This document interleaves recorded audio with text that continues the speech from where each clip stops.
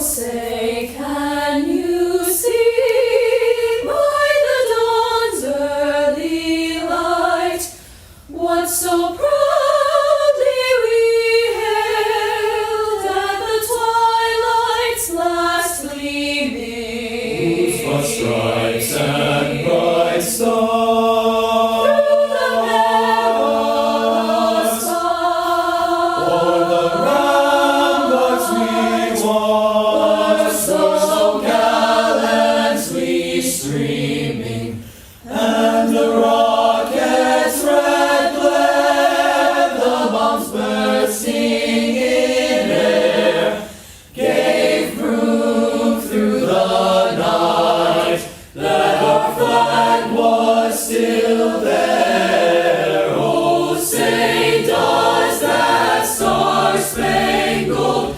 banner yet wave o'er the land of the free and the home of the brave.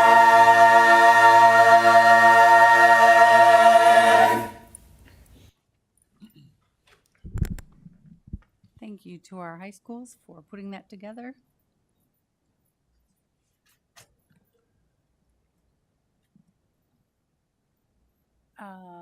Brenda, would you do the roll call, please? Sure. President Klein Jerome, Here. Director Barnes, Here. Director Beck, Here.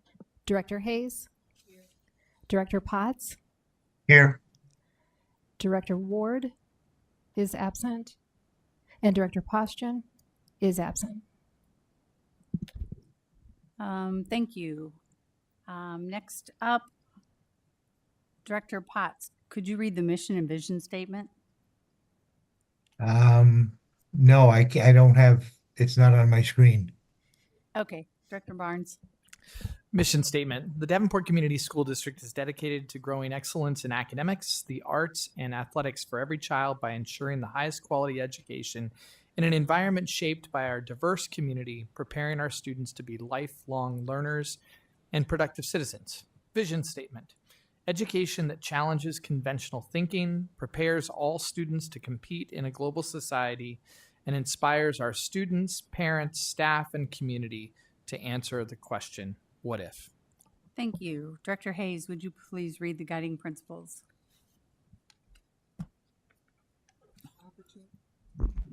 Opportunity, we provide abundant opportunities to empower students to reach their full potential academically, creatively, and socially. Collaboration, we foster an environment that allows students, families, and community stakeholders to come together for the betterment of our students' education and future. Transparency, we share relevant and important information with our students, families, and the community to maintain open and productive communication. Thank you. Superintendent Schneckloff, please read the goals. To enhance student learning, goal number 1. Thank you. Next up, first of 4 presentations, Superintendent. Tonight we have Brian Matlock and Kevin Poscani. They're going to give us a presentation on an opportunity that we are going to be bringing forward the board for a vote later tonight during the action section. So I'll turn it over to you, Kevin. Actually, we're going to turn it right over to Brian so he can set this up. So we were fortunate to catch up with many of you last week, and this will just be just a follow-up as we look at this piece. What we're talking about, the SPF, the Storm Fund Protection, is a 2080 agreement signed between most of the school districts in the state of Iowa. As of Friday, there are only 25 school districts of the 300 some that have said they're not going to do it. So it's a pooling arrangement in which all the school districts are reinsuring each other, and it funds your deductible, your out-of-pocket deductible for property damage due to wind and hail up to 1%. Davenport School District would retain the first $500,000 per storm So hitting multiple buildings is still just a $500,000 deductible, and it will fund up to 1% of whatever the replacement cost on those properties are. I should add it's the first year here, the contribution, because it's a new fund, for Davenport is $392,058. Now think of it as it is a pool. So if it's not used, there's not a recontribution next year. If it is used, then it is a recontribution, but not in that amount. Total estimated amount in the fund with the districts that have indicated they are going to join is about $8.5 million. And then there's a $5 million excess above that too. So as the actuaries have put this fund together and determined the numbers needed to fund it, have looked and said that is adequate to protect the state of Iowa. In fact, they don't anticipate that it would ever be depleted. So my point to that is, as I mentioned, if some of it is used, then the district and everybody else that would be in this pooling arrangement may have a contribution next year. If Davenport is the only one that uses it, everybody still pays in on a contribution level. It is truly a pool. So everybody is reinsuring each other. Think of it as a savings account. It is invested, so it will grow income, and it's there for when any of the school district members decide they want to use it or decide they need to use it. This is an annual election. So the reason why this was a rush this year is because this is the first year for the 28E. They had to wait to get all the insurance quotes in from EMC, which is the IASB's insurance program. And then the 28E actuaries put everything together to come up with the funding. That decision has to be made for all the districts by June 27th. Next year and all the years subsequent, those decisions have to be made by June 1st, but you'll have your data 60 to 90 days in advance to decide, do we want to continue? If we do want to continue, is there a contribution, and what will that contribution be? I'll pause there for any questions anyone might have. Yeah, Dr. Beck. Sorry, I apologize if I repeat a question I've asked That's okay. before. So what is what happens if like a major storm affects the whole state and everybody makes a claim the same year? How do we keep from not spending it all down? So that's a good question. And it is a pooling arrangement where they've looked back historically and said this should cover it. But there absolutely could be some disaster scenario where so many school districts get hit and then there's not enough in the fund. They funded it such that they don't anticipate that happening, but it is a possibility. It is a possibility that they could wipe out the fund if enough large school districts are hit at the same time. And I, if you think of a large tornado and hailstorm that goes through Des Moines and continues straight down Interstate 80 and maybe a little north into Cedar Rapids and Iowa City, it could be. But remember, the fund is just covering from up to 1%. Anything above that is going to be covered by insurance. So it's just funding that deductible up to the 1% of the replacement cost. So it would take a pretty catastrophic event to cover that, but that's always a possibility. Anything above that 1% is going to be covered by your insurance company. Okay, thank you. You're welcome. Director Potts, this is new to you. Do you have any questions about it? No, my questions were answered in our little session we had last week. Okay, great. Anybody else? Thank you.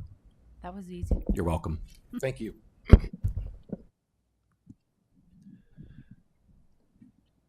I'd like to thank Brian for the hard work that you put into this, especially repeated meetings, helping us understand this very complicated thing. So thank you so much for taking time out of your night and coming up here. Thank you very much. Presentation 2. We have Coach Shovelin here, and he's going to give us an update on our athletics.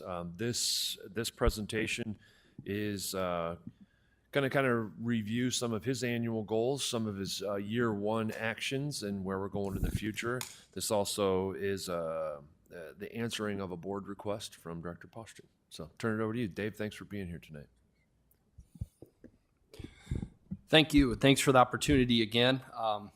2 board meetings in a row. I feel pretty special to be sitting here.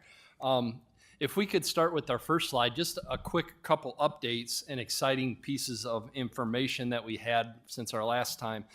I did want to start with the tradition blended with vision. That's really some of the things that really drives us. So some of the things we hit, I did want to add our 2 Ring of Fire people that we inducted last year and put them up there. A plaque will be going up on the first West football game and the first Central football game there at Brady Street Stadium to complete that honor for Coach Churchill and Coach Flynn, 2 amazing role models. Also, I did just some of the highlights for the year. I did want to hit on Nolan Dempsey, a huge accomplishment. He went to the Nike National Track and Field Championships, won a national championship. So he is a district, state, conference, and now national champion with a record-breaking throw of 82 feet and 7 inches of the discus. So that is not very common and an amazing accomplishment for Mr. Dempsey.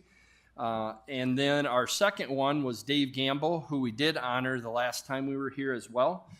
He was selected as state coach of the year. He's back-to-back MAC coach of the years at North. He's our soccer coach at North. But he is also been selected as the state coach of the year, which is a huge, huge accomplishment considering he didn't win the state title. Most of them are state champions at that point, but his work has been honored without that rare. There's only 4 people that would be up for that award if they did it that way, and he was able to earn that. And one thing I would be remiss without saying about Coach Gamble is I called him right away when I saw it. I'm starting to be on the boards at the state level for different things within our athletics, giving our voice out to the state. But when they called me and told me about it, he said it should be a staff award. It wasn't about him. It was about his staff. It was about Coach Mosier at North, making sure the opportunities were there for his teams to succeed, his coaching staff, his parents. It wasn't about him at all. I tend to agree, but at the same time, if you've talked to Coach Gamble, pretty amazing human being and a great role model, someone that we will refer to many times and probably hopefully see him down the road with a couple state titles. So his program's really growing and he's doing a fantastic job. So just some highlights of our year and some new things. So if we could go ahead and flip to the next slide. Just wanted to visit this one again. These are what drives our team.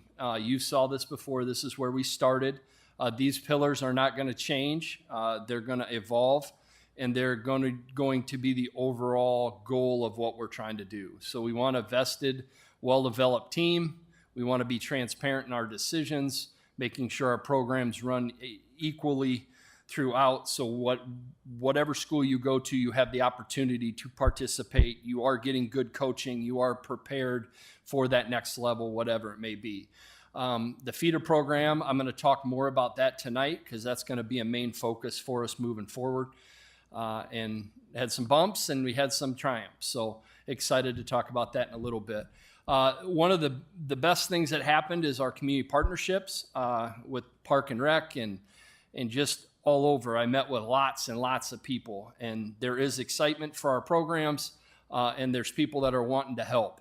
And we need to make sure we're including all possible partners, not just the typical ones that people hear from. So, and then that last one really defines success, what that looks like. It isn't all about winning and losing, but at the same time, it's important to win and learn from losing. So we do want to build those programs so we're achieving our goals, and those goals need to be broad and our programs need to be improving. So again, those are just kind of our pillars and what all our decisions are made upon.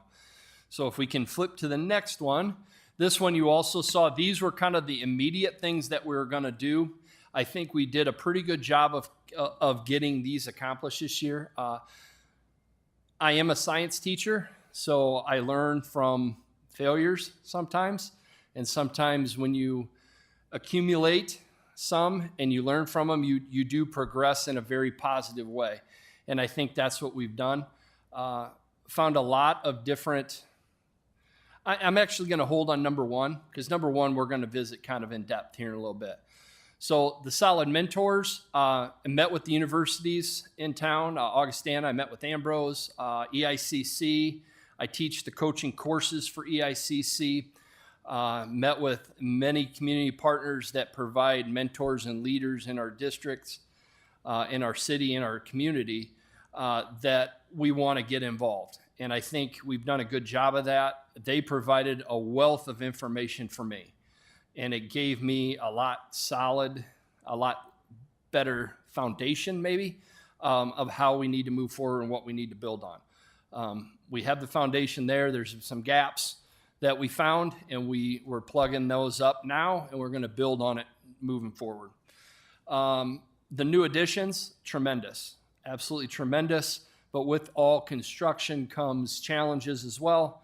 And we're definitely able to look at those moving forward, because we're going to fill the gyms up. We're going to fill those spaces up with our kids getting better in their passion, whatever that sport may be. So putting a system in place that allows for people to use the facility, but that use doesn't come at the expense of our athletes or our athletic programs.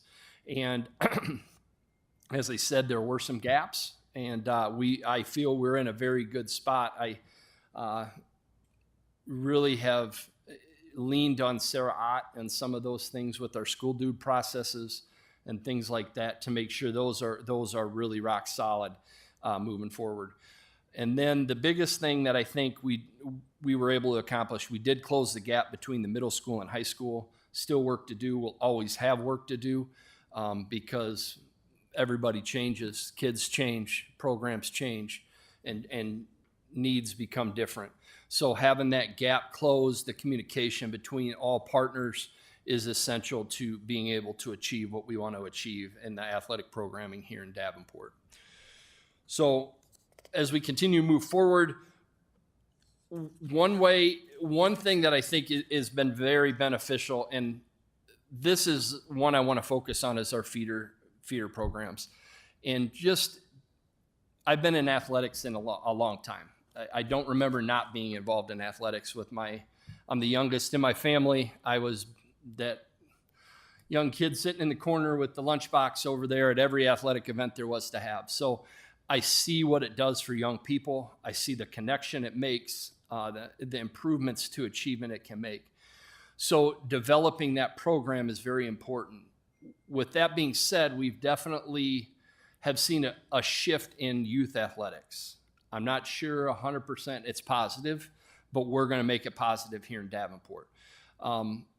They've kind of gotten away from the school-based athletic programs, which is very sad from that standpoint. And if you go and you want a feeder program, you can find anything called Elite or Premier or whatever out there that are not tied to anything other than somebody making money, quite honestly.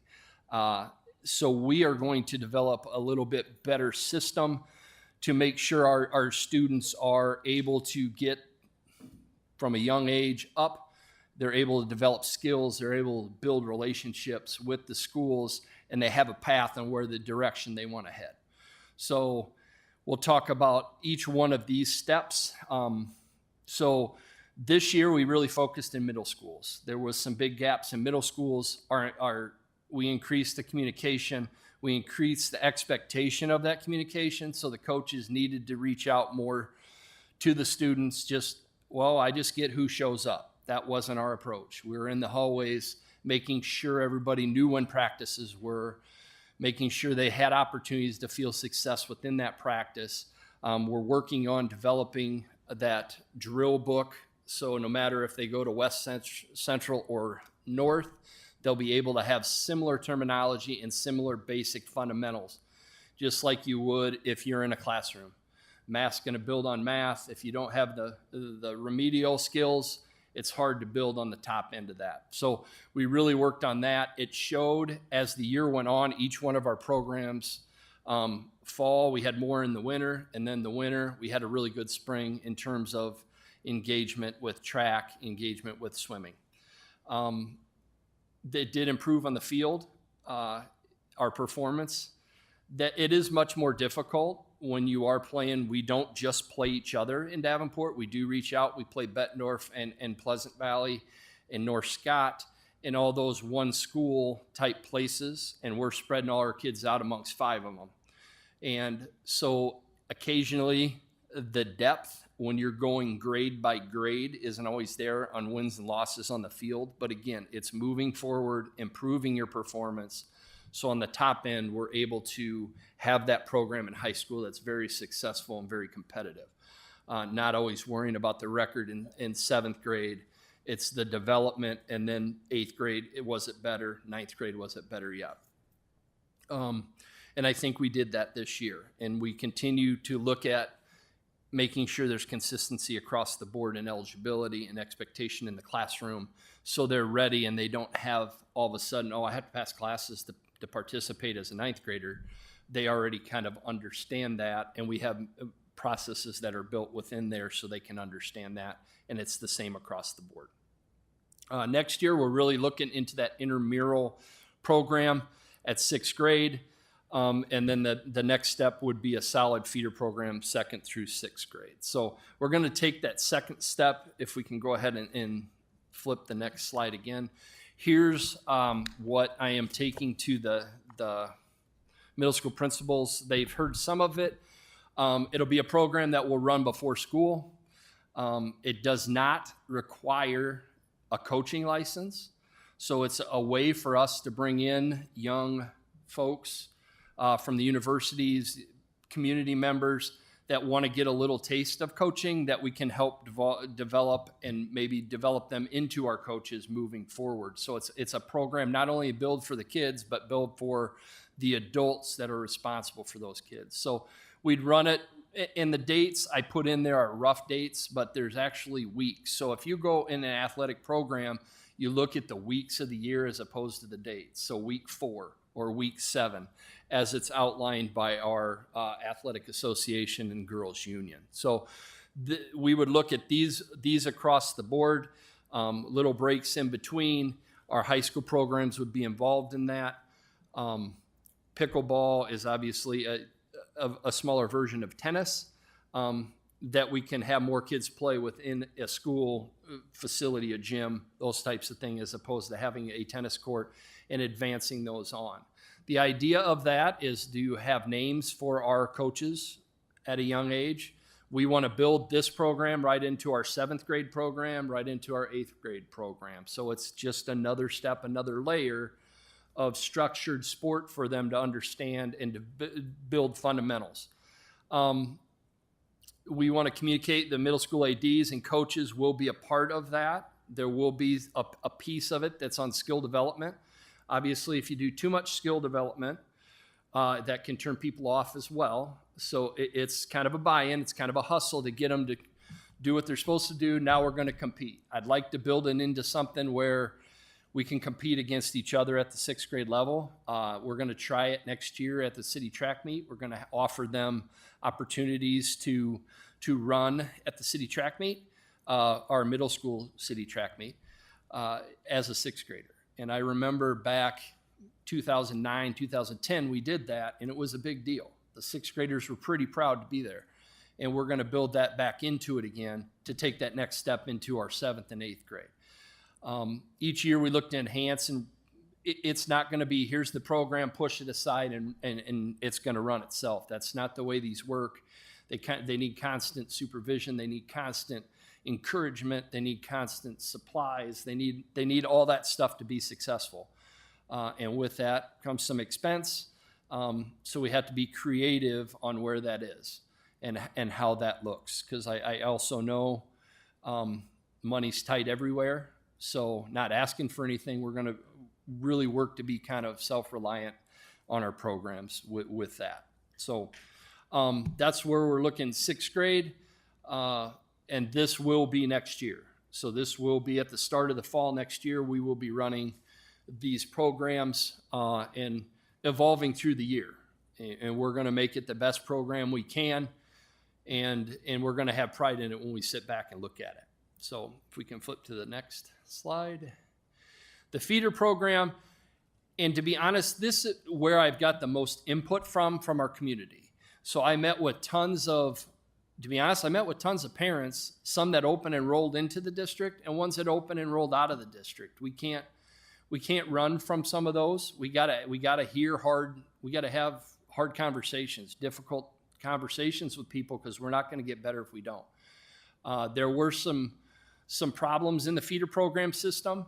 One of the major problems we have is there are people selling that they're a Davenport feeder program, and they are not. They're not tied to anything other than wanting to use the gyms or the facilities for free. And some of them are Davenport students, some of them aren't. So we did a pretty solid job of weeding those out. We do have some feeder programs in progress. And we've identified those to make sure they have the opportunities to use our facilities, for our coaches to be talking to them, to make sure they have that link. We really went to the park and rec. I talked to Little Leagues. I talked to pastors and churches. Anybody that would have a conversation and opinion about was somebody that I talked to. And that information, as I said, was tremendous in terms of the excitement for what we're trying to do, the excitement for the commitment that was made by you guys as a board, the excitement of the leadership with TJ and the other ILDs that want every aspect of the school district to be positive, and they feel that athletics is a huge part of that. And if we are able to do that, people are going to really get excited about it if it's organized correctly. The one concern they do have is rushing into something that they are not sold on and they're not sure is going to work, because they've had a lot of stuff thrown at them. And they don't want a fad. They want something long-lasting that their kids can be proud of. They want opportunities for the kids that are more advanced as well. Do we have relationships with some of the higher level youth programs within Davenport, so they understand they're from Davenport when they go to those youth programs, and they need to come back to Davenport because we've supported them through that. The parents, the boosters, the PTOs that I've sat down with are all willing to do whatever we need to have happen. So I'm really looking into building that structure. One program I'd like to kind of outline is the Walcott. There's two big things going on. Walcott has a feeder program that's going on for bluegrass buffalo and Walcott. So Rob Farrell and his board really gave us a pretty solid model of how you can do things, and it's grown tremendously. We've been in contact. I meet with Rob after each one of their seasons to see what we can do for them. Obviously, Walcott's a little different situation because it's a community within our community.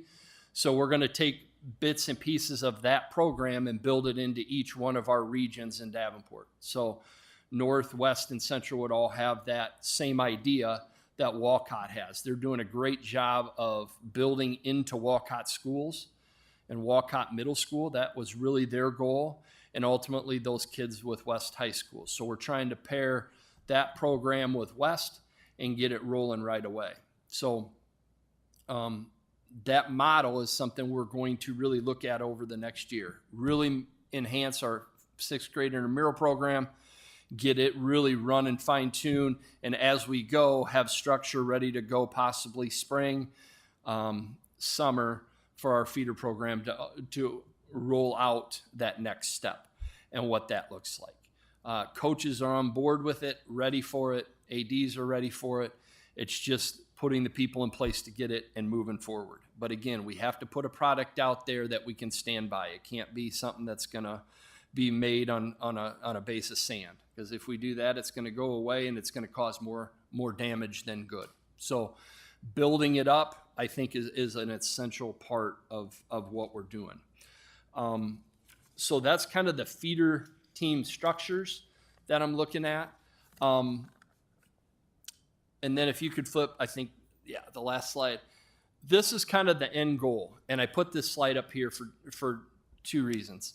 One, this isn't the goal of every athletic program, but the opportunity is what stands out here. These are all seniors that signed to move on to play athletics in Davenport from each one of the schools. That's a huge commitment. That's a huge commitment from them as athletes, their parents, the opportunities that the school provided them, their coaches, everybody that was a piece of that has allowed these tremendous athletes to go on to that next level. And it's exciting to see this many sitting at a table at 3 different places. And I want it to grow more. I want that opportunity to be there. That doesn't have to be the end all. You can have a great high school opportunity and go and have a great college experience, but you are better because you participated in athletics. These particular athletes were ones that stood out. So that's kind of our end goal, those opportunities. And like I said, the center of the slide is opportunity. So we want to provide every student athlete the opportunity to move on if that's what they so choose to do. So we prepare them academically, we have to prepare them physically, and we have to help them learn how to compete. And that's what we're going to do, starting a little bit at a time. We're going to build on it, so when they hit these tables and chairs, they're going to move on and ready to take that next step into college. So that's really our goal here. The other goal is, and we talk a lot about the kids, it's the adults that are helping the kids. It's the relationships that they have to build. And this is a tremendous testament to what a good coach is. And I just want to read, because they did a nice job. Davenport North celebrated a moment of silence for Coach Ken Call, who was a longtime Davenport coach. As you guys know, the baseball field at North is named for Coach Call. He passed away, I think it was May 31st, right in there. They had a moment of silence for him. He's also a Ring of Honor member. So this was what they read before the moment of silence, because it was very impactful to my presentation today. So this past Saturday, May 31st, Davenport North baseball program and the entire Wildcat family lost a beloved and impactful figure, Coach Ken Call. Ken was more than just a coach. He was a mentor, leader, and pillar in our athletic community. He began his teaching career in the district as a physical education teacher, both at Central and North. While North opened its doors in 1985, Coach Call made the transition from Central and became the very first head baseball coach at North, a position he held with honor and distinction from 1986 to 1999. In addition to his baseball leadership, he served as assistant coaches in football, sharing his passion and wisdom across multiple sports. Over the years, he guided countless athletes in unwavering dedication and integrity, shaping them not just as players, but as people. His impact was phenomenal and foundational. He was instrumental in the development of the baseball field at North High School. He led his team to 253 victories. His coaching legacy includes mentoring 3 All-State players, a testament to the lives he has touched and the excellence he inspired. In recognition of his contributions, the North Baseball Field was officially named Ken Call Field, a fitting tribute to a man who built the program from ground up. While Coach Call may no longer be with us in person, his spirit, values, and story will live on in the field that bears his name, and the players he's coached, and the hearts of all that knew him. So those are the types of coaches that we want to bring to Davenport. Those are the types of relationships we want to provide our athletes with. Because if we do that, it isn't about winning, but you are winning. So that's what I got for you. I know you probably have some questions for me, so feel free. Again, I just appreciate the opportunity, and I'm excited about our athletics and the direction that we're headed. Director Barnes, question, comment? Thank you for the presentation. I've got 2 questions. One, it might be easier for you to just share with TJ, and he can share it in a Friday report. But I'd love to know what the role of the ADs at each of the high schools is in helping develop and nurture feeder programs.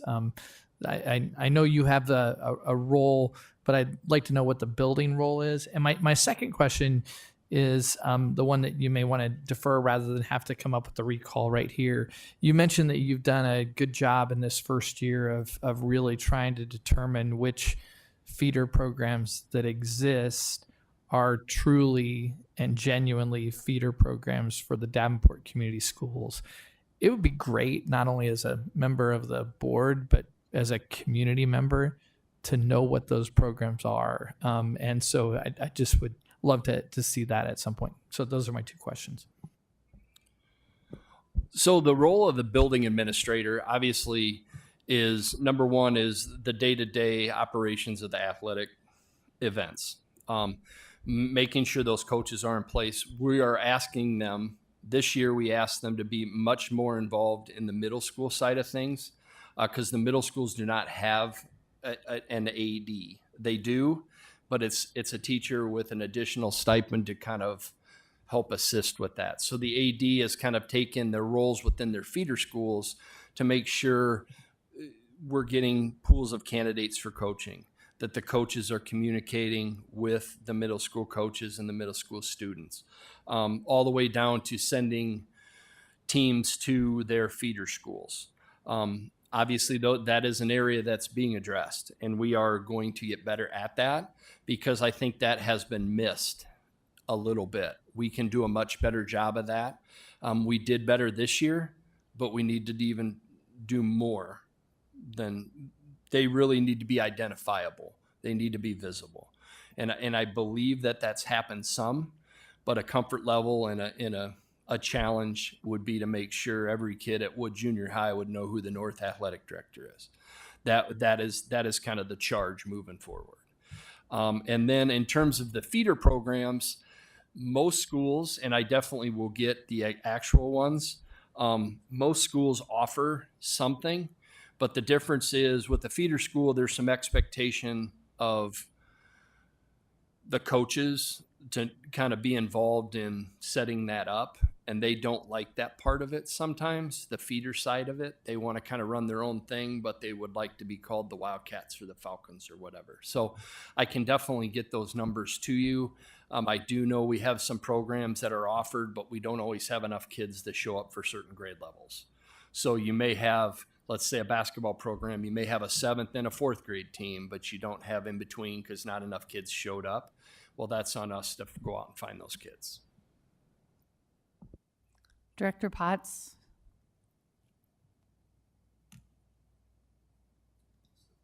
I have no questions at this time. Okay. Director Hayes? I have no question, but I do have a comment to thank you for the work that you put in this. From the last conversation that we had, there was questions regarding the feeders in the 6th grade. And it's nice to see the planning that you put into place to take care of them next year. So thank you. Director Beck? I have one comment and 2 questions. So to piggyback on what Director Barnes mentioned, I think it would be helpful to be able to, for parents to be able to find those feeder programs through the website or something like that. And that's one way to kind of make sure that parents are finding sanctioned feeder programs. I know, looking for youth sports has kind of been a daunting task, and finding programs is kind of hard to do sometimes. So that would be a nice thing to have if it's possible. My 2 questions. For the first one, the 6th intramural program, the 6th grade intramural program, I think that's a fantastic idea. I love it. I love the idea that it's in the morning. One question I have is that I know, as you've described, the way a lot of youth sports have gone to sort of the club model. What I worry about with that is that kids whose parents don't have the financial ability and the time to or the desire to go all in on something like that, but want their kids to be exposed to and try sports, would this be a place where a kid who's never had a chance to play volleyball can then try it for the first time? I mean, theoretically, if they, once everything is up and running, they should have been able to try it in 2nd, 3rd, 4th, or 5th grade. But, is that kind of what this idea is with the 6th grade, to bring in kids who might not otherwise have a chance to try some of these things out, as well as develop those who already do know? Yeah, and that's the tricky part of a feeder program, because if you look at, like I said, I've had my sons are past it. They're in high school, which is great. But at the same time, what tends to happen is we have to really work with the parents on what our goals are. And when we're able to do that, kind of like you're speaking, the communication part of it is essential to be able to have those conversations, because what tends to happen is we'll put a feeder team together, let's say for the Lady Blue Devil volleyball team. Well, they may have to go and compete at tournaments where they're playing an Iowa Select or someone like that, and they don't have much success on the field or on the court, I should say, and they get discouraged. So it's that fine line of making sure they have access and understanding where they should go play in tournaments and those types of things, really relying on that community part of it to kind of try to bring back some of that, because that is really what's missing. The school feeder teams that travel from here, there, and everywhere are a hit and a miss everywhere. Just because they go and they don't, and then all the parents are like, I don't want to be on this team. I need to be on this team. Or those are the types of things. So to answer your question, long answer, we want everybody to be exposed and have an opportunity to compete. Now, whether that means they go to tournaments, that would be to be seen. You know, I don't want to put them in a situation where they get so far discouraged that they don't want to play anymore either. And I think that's what's happening somewhat. So being able to provide the skills without discouraging them athletically or competitively is what we'd be striving to do with this program. Okay. Building into that intramural program. Okay. I think there's a place for kids to learn how to play and compete within the schools and not do tournaments or anything like that necessarily, especially at those younger ages. So I don't want to, I guess, I worry that we're going to lose sight of that. But it sounds like you kind of generally have an idea that everybody's going to be welcome. And I do think that would be the important piece of that intramurals at 6th grade. Okay. We're building that feeder team into that. Okay. So then we can kind of, you know, the kids that aren't as interested at Smart and Sudlow are kind of playing each other versus I'm highly competitive and I'm highly competitive. Those would kind of compete against each other. But that, like I said, if we don't build it correctly, then that's going to actually take us a step backwards as opposed to forwards. Right. Okay. My other question is about the House File 189, where we have to accept, or public schools have to accept private school athletes under certain conditions. I know in the past, some of our teams have had students from private schools. I think the Flyers, the middle school cross-country team, because it's an all-district team anyway, and there's been a couple kids from one of the Catholic schools, I think. But it wasn't a requirement, right? It was an agreement. But now it's a requirement. Does that affect middle schools and feeder programs at all, or is that limited to high school students, or do you know? Or maybe that's a question for TJ, I don't know. The feeder school or the feeder program, it really does not. Okay. It doesn't have anything because it's tied to school, but it's not school. Okay. So now with our sports teams, we do, I'll start at the high school. We have cooperative agreements. Right. And with us, it's just assumption at this point, and it's for swimming and bowling. Okay. Anything they don't offer, right, we have to somewhat allow, but we have to do a co-op program or agreement with the state. Okay. So the middle school in the past, we've allowed. We get quite a few students that go to the Catholic school till 8th grade and then move on and play or attend the public schools. Okay. So we have allowed cross country because anything they don't offer, we've allowed. Right.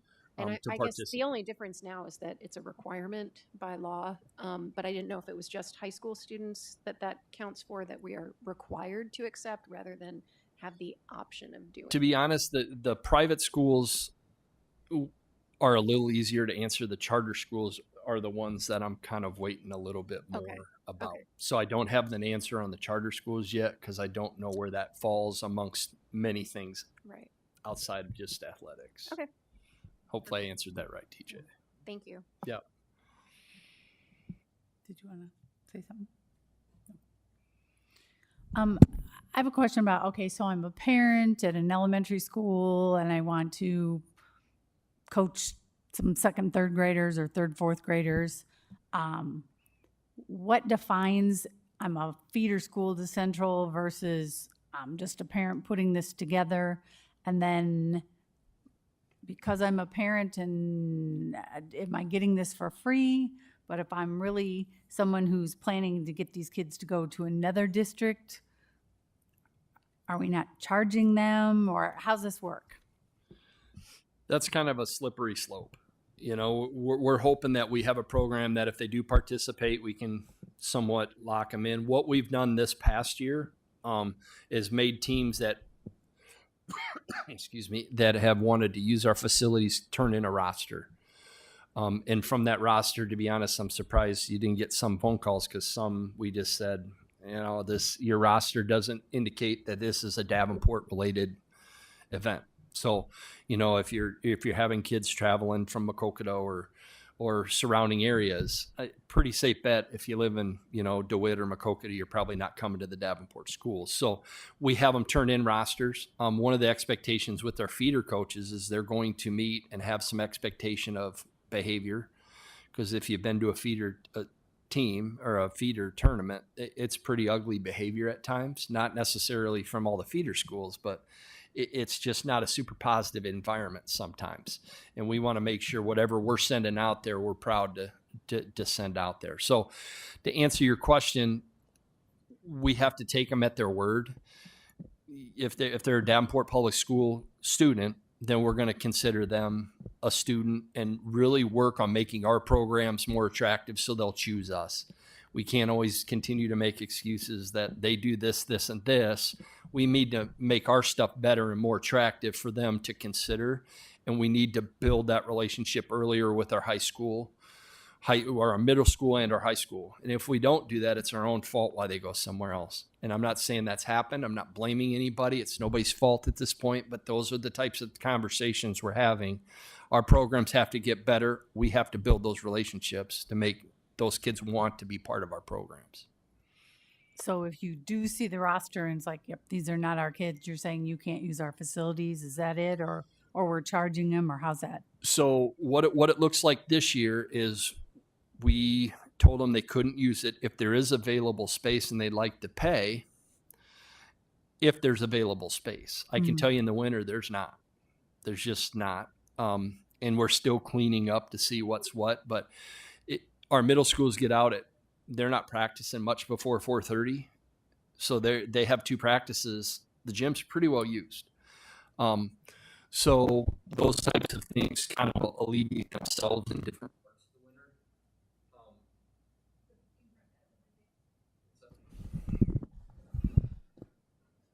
So to answer your question, we would charge them if they're not a school feeder. But first, we're going to take them off the schedule, make sure we're meeting the requirements of our feeders and our schools themselves. Because there are times where we have a concert in the gym where I know Davenport North went to Wood to use their gyms. So those are all types of things that we're working through that school dude process to make sure we don't have any gaps for our, number one, our programs, number 2, our feeder programs, and then what's left over is what's left over. Thank you. Anybody else? TJ? I think one of the key concepts in here is the notion that you would have a board that would oversee feeder programs in that region. From there, you would have the head coach and athletic directors sending down what the development of a basketball player, a soccer player. What are the leagues that we should be playing in? From there, we're all running the same offense as the varsity. We're all running very similar skill sets as the varsity. They can see that pathway to being a Blue Devil or a Wildcat or a Falcon. And that's how it becomes sustainable. And the work that you have in here to establish that is critical, modeling off of what we've seen out at Walcott and other very successful travel teams inside of Davenport over the years. And getting that to be sustainable is one of the most important things. The onboarding of these hitting facilities that are going to be coming, the the improvements to our middle school gyms at Smart and Sudlow, there's going to be additional gym spaces there. And so how we utilize those are important, but none of that feeder system that you're referencing occurs unless there is an organized way of this is what it means to be a 8U, a 9U, a 10U, a 12U. Here are the indoor soccer leagues that we play in to make sure that our kids are moving that forward. And here's what we're focusing on inside of there. We have a lot of work to do in that area. And that's where this next upcoming year establishing those are going to be critical. And I'm glad to see that those are some of our things that we're focusing on. Because the intramurals, we're going to find kids, to your point, they're like, whoa, who is that kid doing that sport? And I can think of my time at Monroe where they would do the basketball unit and there'd be kids in there and we'd get them connected to a travel ball team and boom, they're off. And that's the exact purpose of that. There are kids that do not have those opportunities, but with Dave's network and extensive understanding of that, of those teams, if they were established, you'd get them connected to somebody, and before you know it, they're on that team and they're figuring out how to do the fees, and they're wearing a little Blue Devil hat and the shirt and all of the things that you can see coming along with that. And I'm very excited to see that come along. But the intramurals is a critical component for us, because that does give kids an opportunity to compete. It does give kids an opportunity. Plus, busy kids don't get in trouble. And so adding that layer in is going to be really important for us. Sorry, I didn't mean to. Okay. Anybody else? Thank you very much.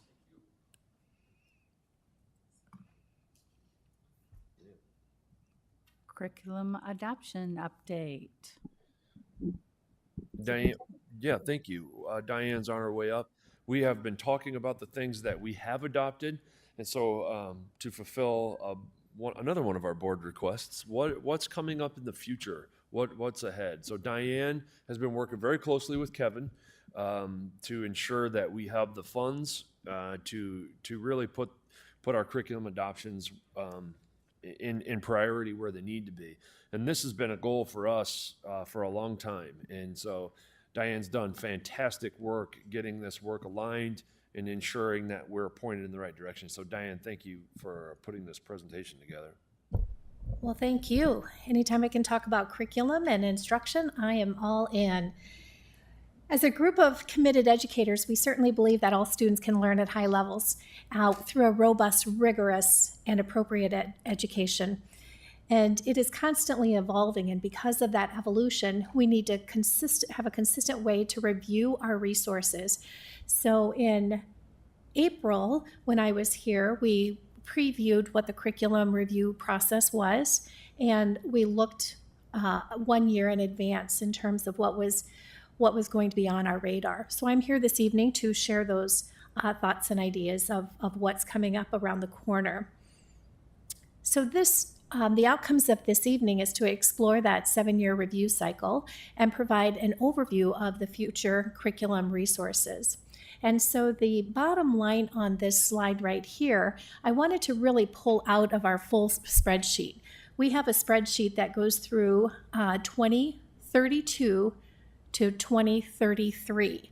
So it's 7 years out. And then each year we just add. So we are that far out in terms of what's going to be in the review process.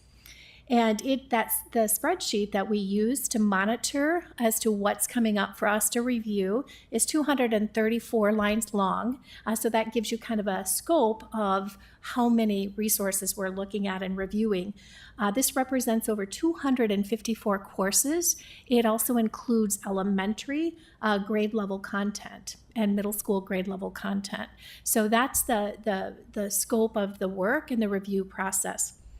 What's important to know too is that the review process should be guaranteed. So whether we adopt something or not is one question in that equation. But what's more important is that we are reviewing it to ensure that it is up to date and it is based on the most current standards and that it is in alignment with our state standards. So for example, the state of Iowa is going through a state revision on standards. And so when that happens, we want to make sure that our curriculum resource is aligned to those standards. So you can see that small picture is the just a clip of what that 7-year cycle is in that large spreadsheet. The bottom row shows you what happens when we review. So you can see on the far left it says implement and evaluate, and that's what we're currently doing with many of our curriculum resources across the pre-K-12 system. When it's the year to explore, that means we are doing phase 1 of our adoption process. Then we move into, and again, explore means let's make sure we're doing the state standards. We're reviewing to make sure our scope and sequence is appropriate, that our pacing guides and all our curriculum resources. Through that exploration, we're reviewing, do we have the most current and most appropriate resource? If the answer is yes, then we just update our curriculum support documents. If it's no, then we're going to look to see what's available and what we need to pilot or field test. So that's all happening during the explore. Then we pilot and we purchase.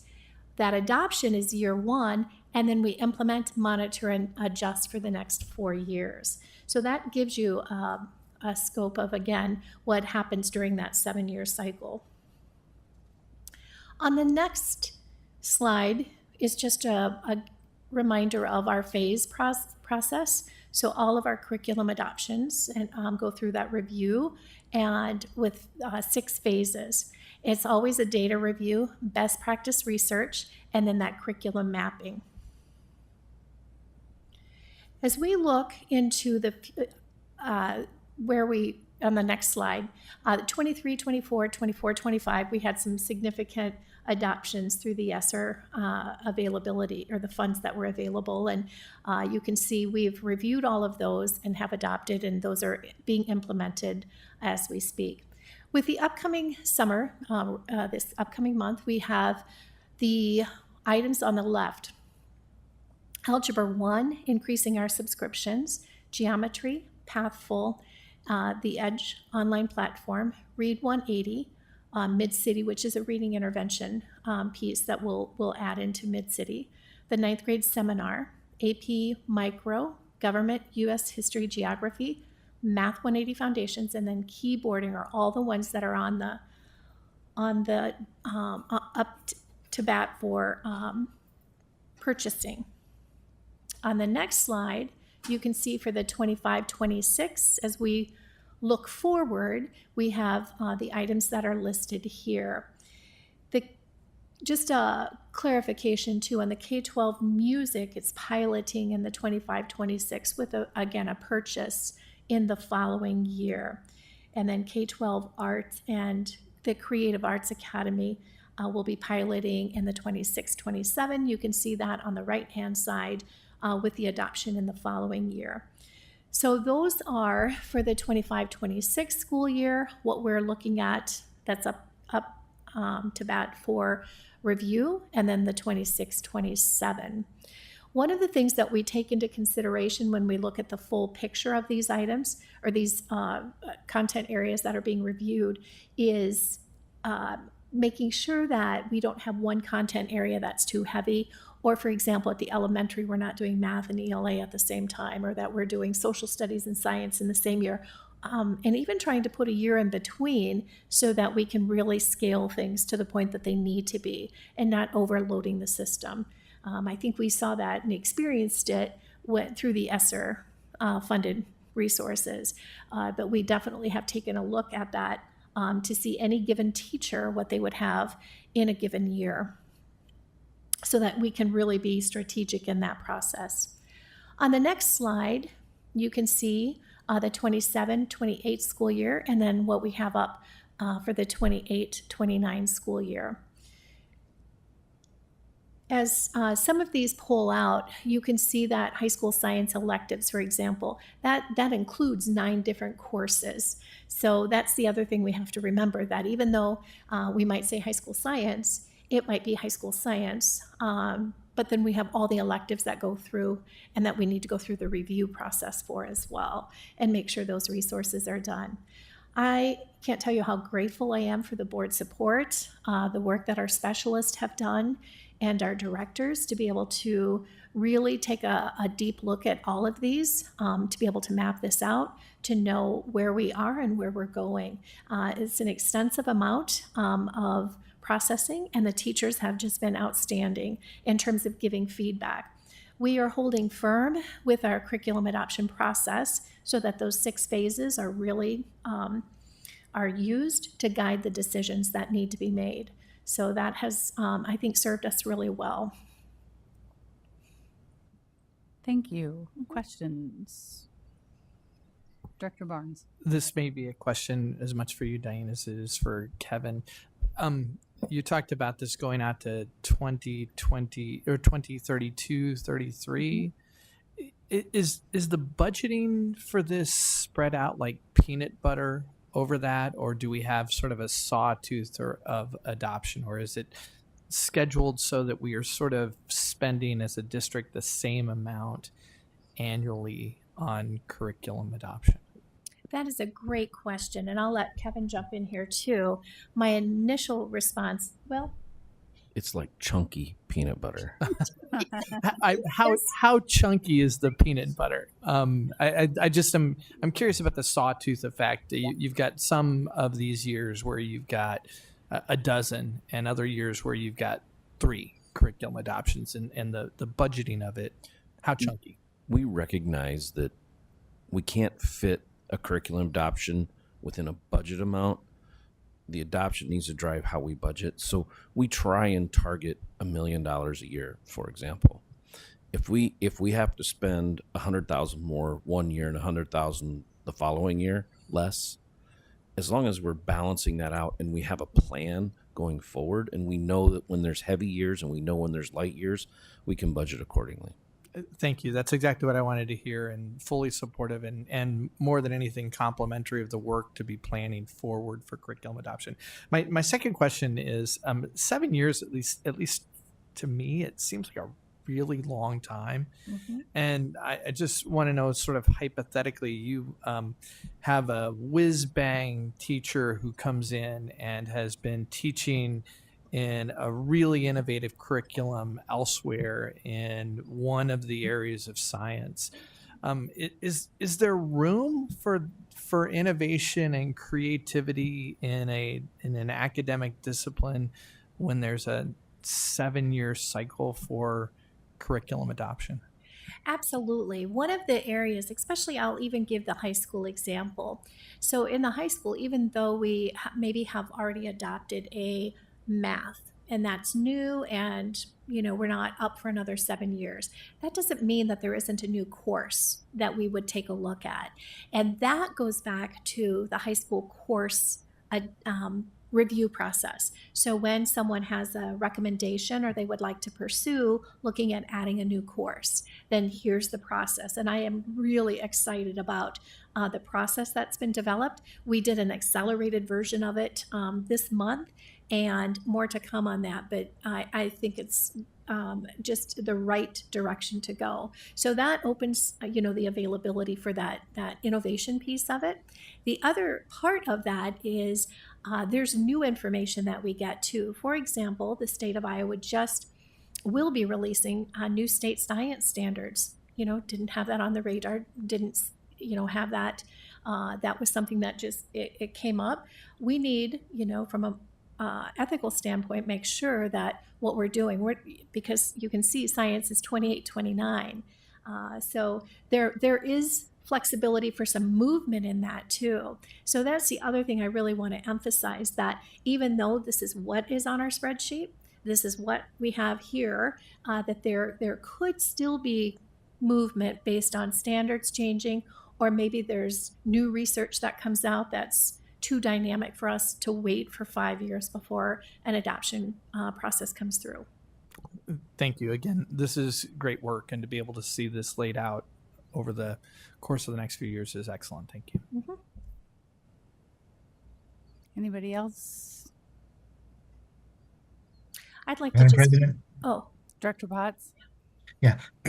I would just like to comment too that having been in the classroom and or in the main office, having a blueprint is something we've needed for a long period of time. There was always a little outline sketch, but more times than not, once you got to the time for that curriculum, there was no money because the budgeting process wasn't keeping pace. And I also would like to ask, are there not instances where you take a look at a particular course curriculum and it's up and you look at it and you say, this is serving the purpose. So I'm assuming that every item listed as, adoptions may not lead to an adoption and thus an expenditure. Would that be fair to say?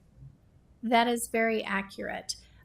This really, the title on this particular slide says resource review and adoptions. And that review process is to make sure that we're still looking at the standards, the scope and sequence, the pacing, all the supporting documents to ensure that they are correct and up to date, serving in best practices. And then if there isn't any need for a new resource, then we wouldn't recommend any new pilot or field test to occur. I would also ask then, when we talk about, okay, we're adopting this curriculum, isn't part of the cost is not just in the books or the right to have the book online, but we're hiring our teachers to then write this curriculum, are we not? To write the curriculum resources, so the scope and sequence and the pacing guide, yes. Correct, And then the instruction, because again, the resource is one thing, and it's the instructional practices that go alongside it. So when we start talking about the professional development, definitely that's all teacher input. Exactly. And that's, in some instances, that's a very, very crucial piece. Yes. That's all. Thank you. I have a question. So in 7 years, and I'm just going to pick the ones up there, high school social studies, psychology, it doesn't need to be a new curriculum. It's going well. But then are we going to wait 7 more years? So it's gone 14, or would we then put it on a short track, like in 4 years after the 7 years when we decided to keep it? I mean, is there something we're going to do if we extend it? That would be decided during that 7-year review. So if the review is determined that a new resource is not, but we need to update our supporting documents, we'll update the supporting documents, and then the team would decide, you know what, we really need to keep this on our radar and we're going to bring it back up in 3 years. Or really nothing is going to change because it's stable and there isn't anything that we're going to see, then it would move to the 7 years. So by default, it would go to the 7-year. With that said, I'm going to highlight again that if we have new information of new things being released, state standards, for example, and something wasn't supposed to be looked at in 5 years, but boy, it would be incumbent on us to move that forward. So even though we can foreshadow 7 years out, we also know this is a dynamic. With that said, there's not a lot of movement. I mean, my experience would say that it's pretty stable. But we always want to leave the door open so that if we know something new, then we need to be able to move that in our spreadsheet. Thank you. Mm-hmm. Anybody else? Thank you very much. We appreciate it. Absolutely. My pleasure. Anytime.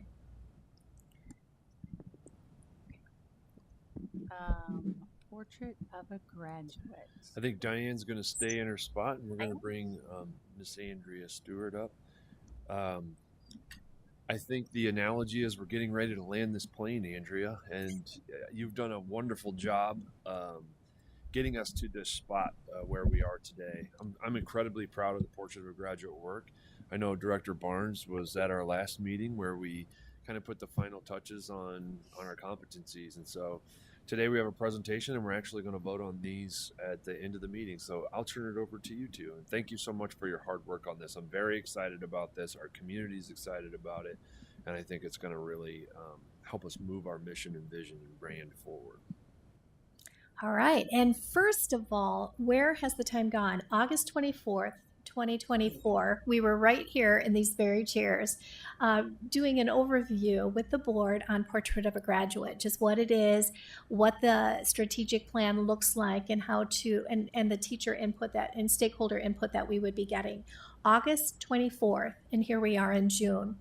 And Andrea, through her company and Learning Couture, had really built a timeline, and it was that Gantt chart also that was in there. And boy, it has really come to fruition. And here we are this evening to take a look at the competencies. And so Andrea will be walking us through the stakeholder information that has been shared and then reviewing the competencies.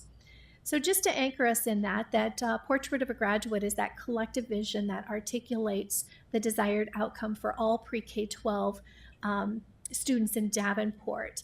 And these include competencies around personal qualities, skills, and dispositions that we want our students to know and be able to do. And it's not just us in the district, in Davenport Community School District, but it's student input, stakeholder input, community members, parents, so that every single student that walks across the graduation to get their diploma are having those set of skills and dispositions that employers are really looking for and asking for. So this evening we are here to review the progress to date and the work that's been done, and then as a board to be able to adopt the DCSD Portrait of a Graduate competencies. So with that, I'm going to turn it over to Andrea. Thanks. We're going to go to the next slide, please. Again, just the progress to date and then that adoption at the end. So next slide, please.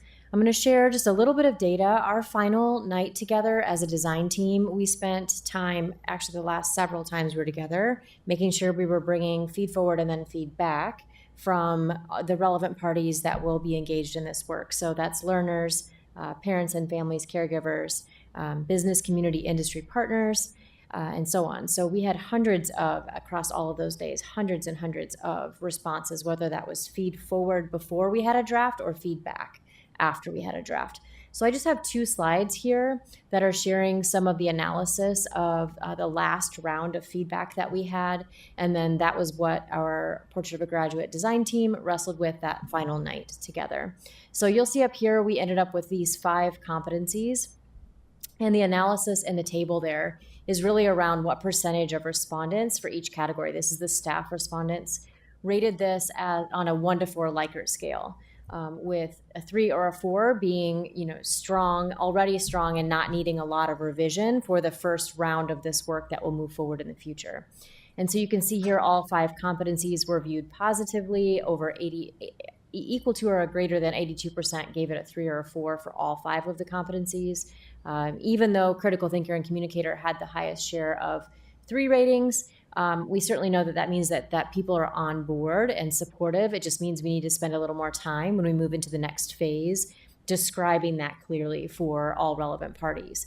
That was really the biggest piece of feedback we got in all the open responses. So we had the Likert scale, but also the opportunity for all respondents to put anything they wanted in for feed forward and feedback. And so this allows us to see, when we analyze that data more closely, exactly what it was that might have caused them to not score it at a 3 or a 4, or even to score it at a 3 instead of a 4. We're really focused on continuous improvement, and this is a long-term process. So just making sure that we get support on the way in, but then knowing that it's iterative after that. So this is staff. Again, the next slide I'm going to show you, this is families, business, community partners. And so a very similar, all 5 competencies, again, very strong support at that 3 or 4 level, 72 to 82% total for each of those 5 competencies. Again, critical thinker and communicator were just a little bit below the 50% mark for the 4 ratings. So again, it's broad endorsement, but just room and space to tighten language and get additional feedback as we move into describing these at a finer grain size. Each of these 5 competencies, as we've talked at various meetings throughout the year, will be described at a K2, a 3.5, a 6.8, and a 9.12 level, so that it's really clear what each one of these looks like, sounds like, and feels like for each one of those grade bands. So that will offer us a lot of opportunity to engage folks in additional conversations and refinement as we move forward. Next slide, please. This is just one screenshot from one of the last surveys. You can see 247 responses from the Parent, Community, and Business Survey. You can't see because it's a screenshot, but if you would scroll down, you'll see that it's across all sectors. We asked people from all of the sectors for their feed forward and feedback. And what we're really excited about is that 83% of the respondents were parents and caregivers. So we have strong support from them. And they were such a big outpouring into our feedback process that we know that we have them. We have their support, and they're excited about this work for their learners. Next slide, please. We also asked whether they have a learner in the district currently or whether they previously did. And so this is just some of those numbers in terms of where their learners are in the system. And you can see too, we had 30 respondents who don't currently have a student in the district, but really wanted to make sure their voice was here because of how much they believe in it being part of what we need to do to grow our learners in a way that helps them become successful both in and beyond the walls of school and productive members of society as they grow toward their goals. Next slide, please. These were some guideposts that we talked about throughout the year, both with the design team, and we've shared this with the board before as well, that those competencies are pre-K-12. It's for all of our learners in all of our learning environments. And we really worked hard throughout the whole process to ground our thinking in individual learners, not just learners as a whole in the abstract. So really try to think about, is this for everyone? The competencies are also about identity. It's who the learners are. So I am a critical thinker, not just I do critical thinking. Really making sure it's not just what they possess, but it's who they are as human beings. And then as we kind of worked through refinement, we had to work on the spirit of the competencies and look for the preponderance of words that were used, but many words were synonyms. And so the design team worked really hard to find the most common words that were used and the ones that would be most, would resonate across the different relevant parties. So we had to work hard to make some sense of some of those synonyms, and they did that, I think, successfully. And you can see that in the strong support in the feed forward and feedback. We really worked hard, again, to honor all of that feed forward and feedback. It was hundreds of responses, so we did a lot of synthesis. And not just use our own gut instinct. So even though the different groups that were working on the design team ended up really feeling strongly about the competencies they valued most, they were very good listeners to all of that feed forward and feedback and made sure that they brought those voices to the table. Our final night, we had tables of student responses all over the room. Every single student leadership team sent forward their recommendations, and those were physically here in the room for people to go look at and gather ideas from. So learners were here either in video or in those hard artifacts, because again, this is for them most of all. And so we made sure their voices were here, and the teams worked really hard to listen. And then the last thing there is just the idea that as we move through this, when we think about what each one of those competencies really means, we have to have a way to make that manageable to both teach and learn. And so you'll see on next couple of slides coming up, even though it's these 5, critical thinker, communicator, self-directed, resilient, and emotionally intelligent, we also have on the next slide an example of each one of them has just a short description after it. And those come from what those we put bullets underneath each one to describe what a critical thinker is. So a learner is a critical thinker because they're curiosity-driven, analytical, and innovative in solving complex problems. So each one of those 3 pieces underneath critical thinker will get some I can statements at K2, 3.5, 6.8, and 9.12. So all of our learners are curiosity-driven. All of them are analytical. All of them are innovative. And that'll just be written at a level that makes sense for their developmental readiness. And so you can see as you kind of read through the rest of those there, that the team worked really hard to pull in stakeholder feed forward and feedback to capture as much of what they valued the most as possible. Still having some words that we're going to be working through, but the 5 competencies are set based on that feed forward at the end. So what's next? Just a quick preview of what's coming up next year. One of our tasks this summer after adoption would be to step into the space where we're describing that at a grain size that is both teachable and demonstratable by our learners. So you can just see this is just a quick example that it might look like this, but the idea is that even though all learners need to listen to understand, it looks and sounds different at each level. So we're going to make that really clear, and we're going to use teachers, educators to do that work so they know their learners best, they know their developmental readiness, they know the research, And so we're going to be combining the research from the field with their knowledge of their learners to create these, and then be spending the first year, all of next year, really spending time for teachers in all buildings at all levels to give feedback on what that team is drafting. Because we can't have all educators in the district at the table to write these. We're going to have educators who are ready to do that work, and then we'll have rounds of feedback to make sure that all of our teachers have a chance to have a say in what these might look like and how we can refine them to make them even stronger. So for all teachers next year, it's going to be a very slow entry. When I talk with the core team, we talk a lot about it's like a zero entry pool. So they're dipping their toes in and kind of wading in really slowly, not jumping in. So all teachers next year are going to have a very slow introduction, but a very steady introduction. So they'll continually hear language and us using language about being the competencies and owning them as adult learners as much as our young learners. On the next slide, I just have a quick overview of how we're going to go a little bit deeper next year with adult learners in buildings who are ready to try something because they're already partly down that path. We have educators in Davenport who are already doing amazing things with the Iowa's universal constructs, so critical thinking, creativity, collaboration. So they're already down the path of integrating these kinds of competencies into learning experiences, and we don't want to hold them back. So we're asking for volunteers within our buildings to end up with some lighthouse pilots across the district, kind of representing all of the sectors in Davenport, and giving them an opportunity to get a little extra support for these small teams in a handful of spaces to go a little deeper and be able to build some exemplars for the rest of the staff for the following year. So the idea here is we give them some sustained collaboration and early support so then we can get some wins, but also those are folks who are willing to fail forward a little bit, right? Make some mistakes, go through some hard things, but then be able to tell those stories and show others that there is a way through this work to something amazing for kids, and be able to capture those learner stories and as we go. So this will be that they'll have a dedicated coach to help them be out front, to attend that, get that professional learning and support that they need, and they get to capture what Portrait of a Graduate implementation can look like and curate those strategies and processes and templates and things that they're trying. So the following year, those things are already in place as we begin implementation. So again, these would be people who are volunteering to do this. This is their next step because they're already in that space and ready to innovate from pre-K through 12th grade. And I think we'll take questions next, the next slide there. So questions? Director Beck? First of all, it's really nice to kind of see this coming back around and coming towards the end of the project. I have two questions. So when we're going through the numbers of respondents for different competencies, are those numbers good? I mean, I don't know. I know statisticians sort of have an idea of what a good set of respondents is for a given population size.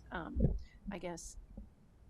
Mm-hmm. And I have no idea. And sometimes it's like surprisingly low and sometimes it's surprisingly high depending on the situation. But are you guys happy with the number of people who participated in the building of this? I can speak to that first, then Diane can share too her perspective. I think yes, from what the particular ones you're seeing tonight are from May.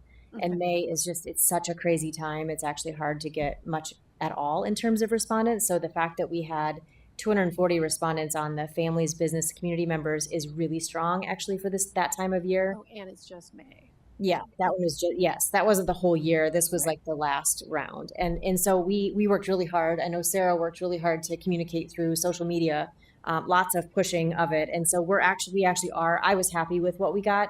You can always do better. But it really was, for that time of year, I was happy with that. I didn't realize it was just May.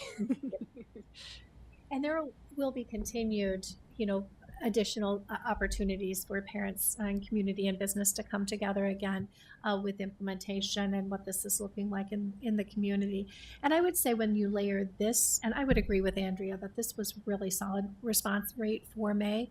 And when you layer on top that we continue to get the student input and the teacher input throughout the year too, was pretty powerful. And we certainly can share even the pictures of what the students have submitted, because it is very powerful. And I think the total number, if we were to add that up, would be incredibly powerful too. Okay. So my second question goes to the, what did you call them? Pilot teachers who volunteered. Um, so I appreciate that they're volunteering, and that's fine. And I like the idea of sort of crowdsourcing a bank of materials. But then I wonder, are we, with that bank of materials, is that adding one more thing to teachers' plates? Or is this a different way of stating and formalizing things that teachers are already doing? Because we've already given them new curricula, we've got all these other things going on, and then to add another set of resources that they have to take advantage of or have to use. You know, it's one thing if it's like, oh, I already teach this competency in my whatever time. I just didn't state it this way in my, you know, in my reflections or whatever. But it's another if it's actually tweaking how people are teaching, right? So I guess I'm worried, a little concerned about that. I would say it's a combination of both. We're absolutely going to start with what they're already doing. That is absolutely where we'll begin and think about how we can leverage the things. Again, some of them may not, especially as a team. So if you think of this as across buildings, they're all going to have different strengths. Maybe some have done a ton of work with resiliency and others have not. Some have done a ton with communication, others have not, and they're going to be able to share, right, and crowdsource that way. So what's new for one person may not be new for another and vice versa. So some of that is just, it's level setting and calibrating that way and being able to curate things that are already in play. If we already had all the things we needed for these competencies, we wouldn't need the competencies because we would already have arrived. And so there will be some tweaking because there'll be some ways that we're defining these in ways that we haven't before, in part from that feed forward and the feedback from all of our relevant parties that participated. So they described ways, for example, of being a critical thinker that we had not thought of. And so those things will need to come in and be part of that so that, again, they're successful within and beyond the walls of school. And we're not just thinking teacher hats. We're also thinking, what is it like to move through the community and eventually into the business and industry world as well and have success there. So absolutely starting with leveraging what they have and what's already going really well, and then also making tweaks where we need to ensure growth. Okay. I guess one thing that kind of occurred to me, but I haven't heard anybody state this explicitly. The idea here is not for, let's say, the K2 band, not for every teacher to do everything, but for us to be able to say with high confidence that a student who has gone through kindergarten or first grade or second grade in our schools has had an opportunity to get all of these competencies or develop all of these competencies throughout their time. Is that the way this is? I should be looking at this rather than we're not asking every teacher to do all of the things. Exactly. Okay. Yes, that's exactly right. And they make those decisions together, just like they do when their standards work. When they talk about priority and how they're going to move through their scope and sequence, they will go through a similar process here and look and see what is a natural fit, right, and what is a little bit of a stretch goal. But for the most part, how do we make this a whole? It's a vertical experience. So it's not all things every year and every teacher, every subject, but it is across the full time. So throughout PK-12, they will get all 5, but not all of the I can statements every year. Yeah, in every subject. Okay. Yep. Thank you. Mm-hmm. Director Potts, do you have anything? Yeah, just one quick comment. I'm glad to see that grit made the cut. It's an important. We had a conversation about that, I believe, at a cow, didn't we? We did. Yeah. Yes. Kent will be pleased that grit made the cut also.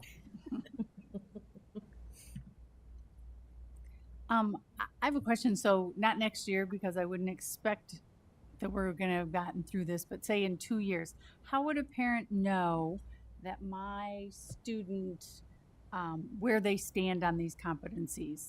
And please don't say we're going to put it on the report card, because that would drive people over the edge.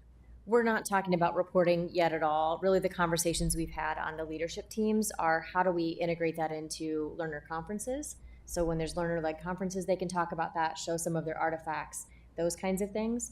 And we actually have a team that's coming together to think exactly about that. And they have several ideas in our theory of action, and we have more work tomorrow actually for impact planning around how can we roll that out in a way that's meaningful. And what does that look like? Like if we're imagining 5 or 10 years from now, what might that demonstration of learning look like? Certainly not in the near future. We're worried about how do we enrich the experiences of learners to deepen their learning and have that impact both their competency demonstration, but also their academic outcomes. That's our primary concern, not rushing it to a report card. Great, thank you. Director Barnes. Just a comment on that line of question. I think the report card ultimately of the portrait of the graduate is what our community and community employers think about and value related to Davenport Community School District graduates. I found it incredibly enlightening sitting in on the session with employers. Their very strong feelings about what they want to see from Davenport Community School graduates. And I think that's ultimately where I'm using my air quotes, the report card comes from through this exercise, is whether or not we have changed the trajectory, the perception, not only of parents, but of employers and community members about this school district. I think that this work, which I had the privilege of being a part of, is a great step in that direction by being clear about what we want at the end of a student's experience in this school district. Thank you. Anybody else? Thank you very much. I appreciate this. I like the way it's all laid out, and thank you for your time. Thank you. Thank you. And now we're going to take a 5-minute break.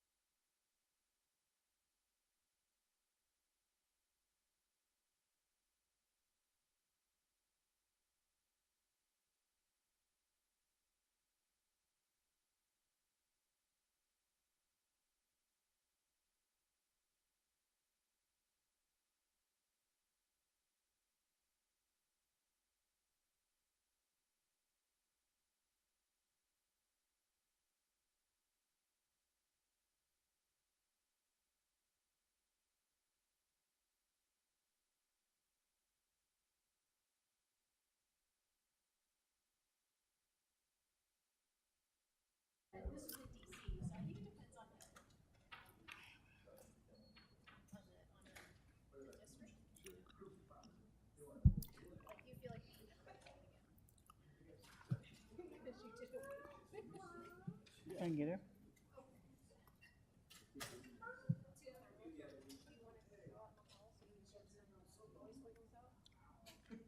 Can I go?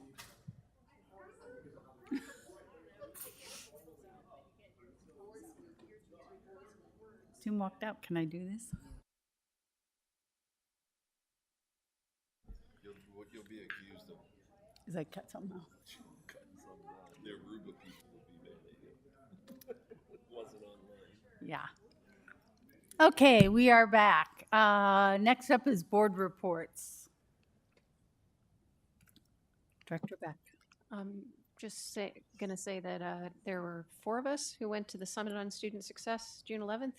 Interesting and fun sessions and really cool stuff to hear about. Not so sure about the t-shirts. Oh yeah, we should have worn our t-shirts. Director Barnes. I had the opportunity last Monday and Tuesday evening to participate in the Davenport Community Schools Foundation Strategic Planning Retreat, which was expertly facilitated by Steve Ott. But it was really nice to spend time with the foundation board to gain a deeper understanding of what they hope their impact within the school district and community will be. And I was very pleased to hear discussion about trying to align more closely with Davenport Community Schools in the district. So a really rewarding experience for me. I'm grateful for the opportunity to spend time with the foundation board. Could you are you now a part of their board, or you're like our liaison between, or what exactly is your role on there? My understanding, I was a participant in the 2 days of planning discussions and retreat, and that was the extent to which I've been involved so far. Thank you. Anybody else? Okay. Any open forums? No. Okay, I don't have to read that. Next up, consent agenda. Madam President, Director Beck. I move the board approve the consent agenda as presented. Second. It's been moved and seconded. Are there any questions? Seeing none, all in favor say aye. Aye. Opposed, same sign. Motion carried. Next up, committee reports. Breaking barriers. There will be a meeting on Monday for the engagement and parent support team. Thank you. Legislative advocacy. Not here. Nothing at this point. Local school advisory committee. We won't meet until the next school year. Thank you. Long range facility. Director Potts. I was not able to attend the meeting, so Director Schneckloff is probably going to have to give the report. He's not here. So, Superintendent.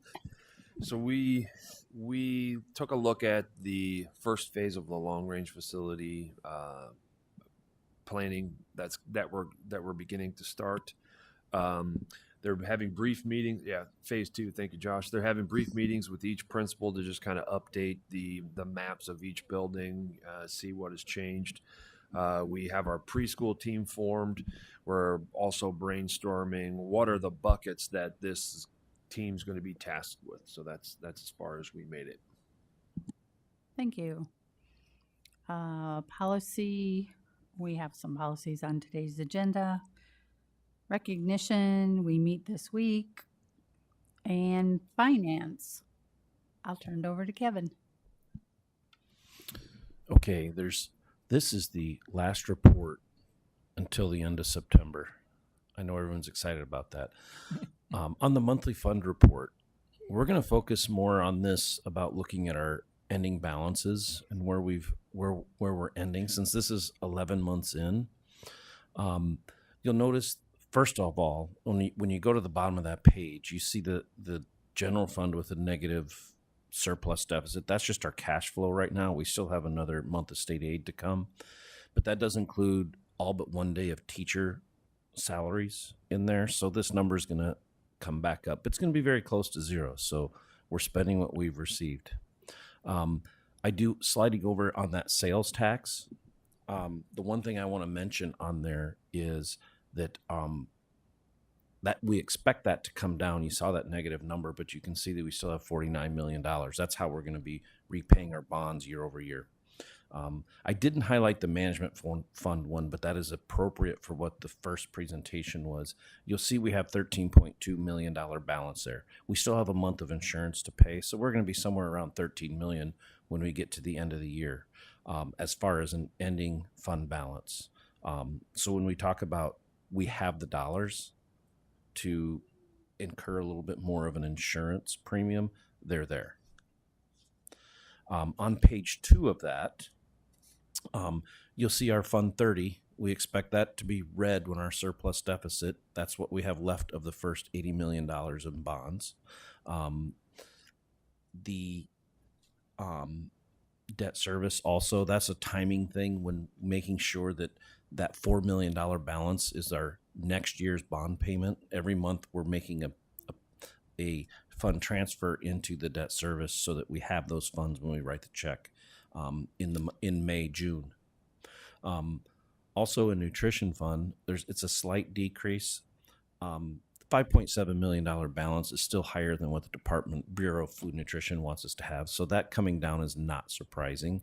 We will be having some expenditures in there as we start bringing on 3 new serve kitchens, cook and serve kitchens. So having that balance high right now is okay, but we'll be dipping into a little bit of that as it is, but it's doing very well otherwise.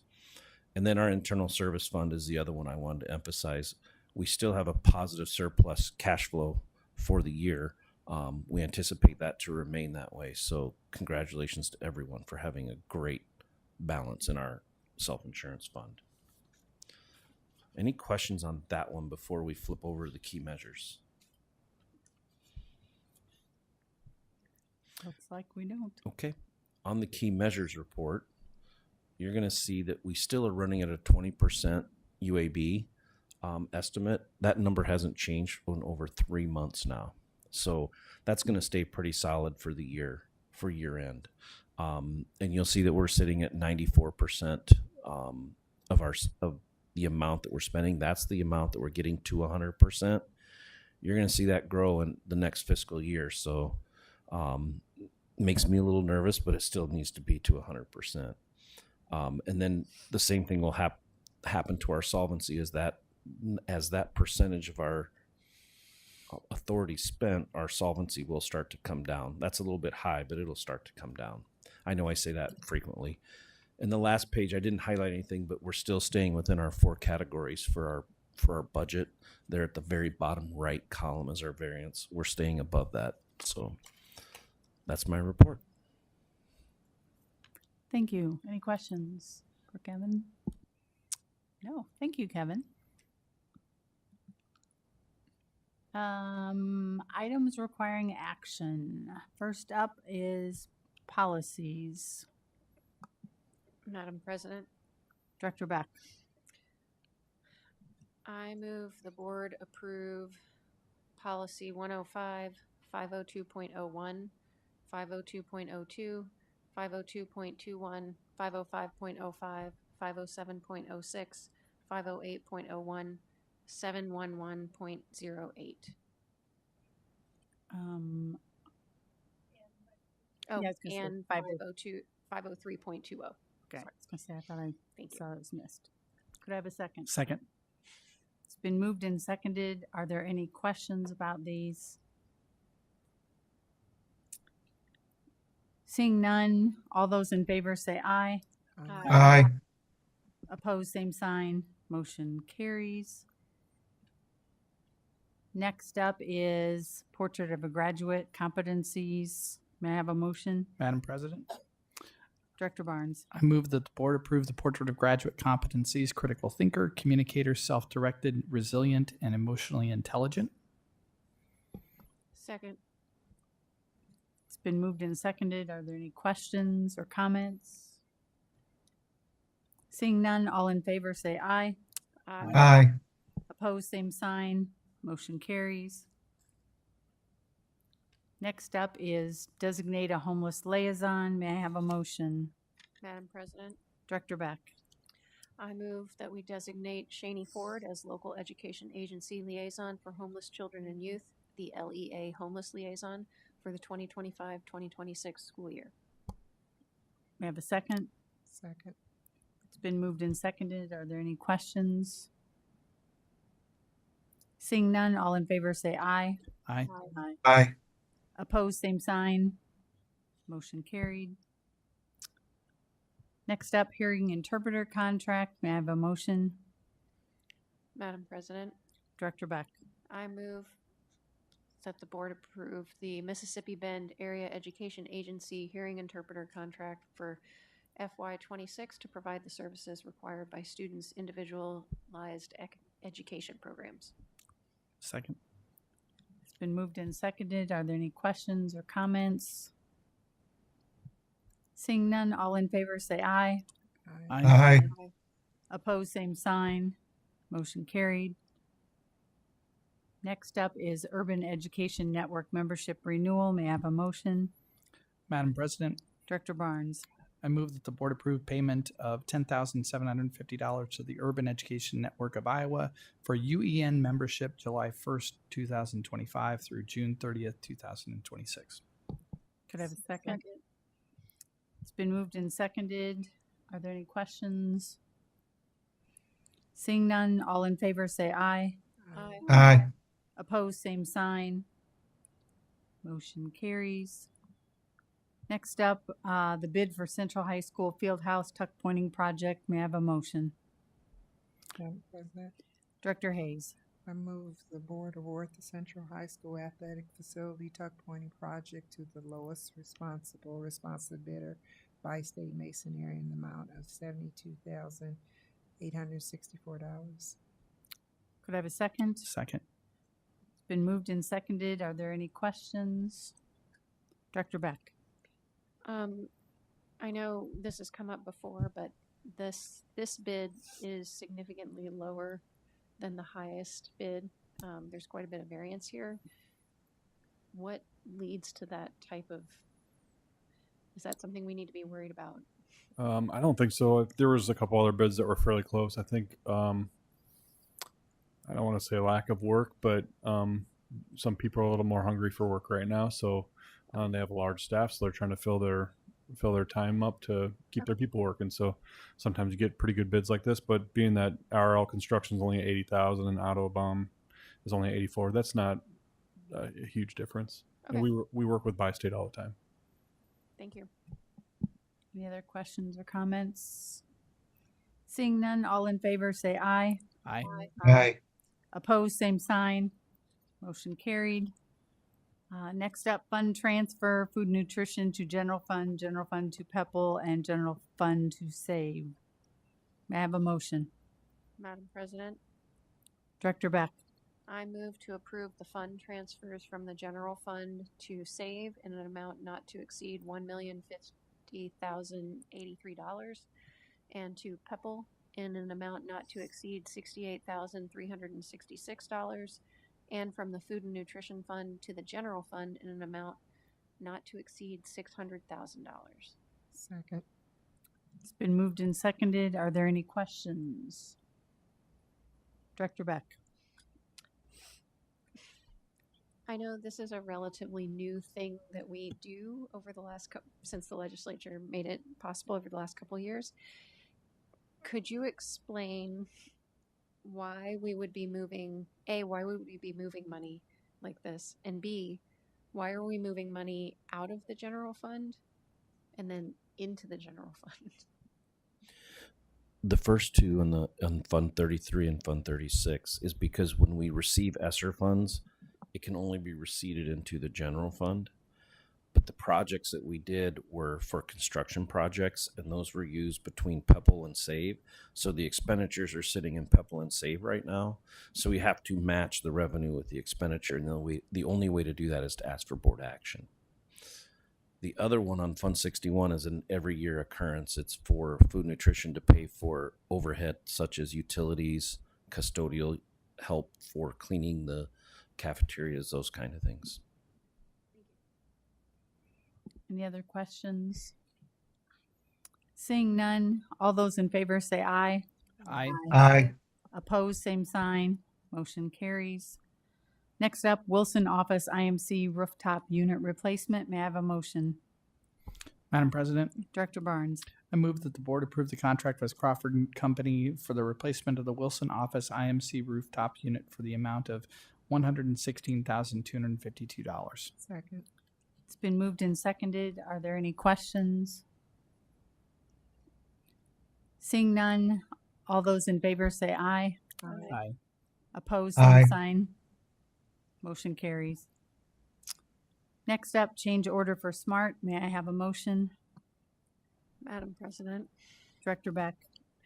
I move to approve the change order number 1 from Bill Bruce Builders in the amount of $27,905.07. Could I have a second? Second. Any questions? I have a question.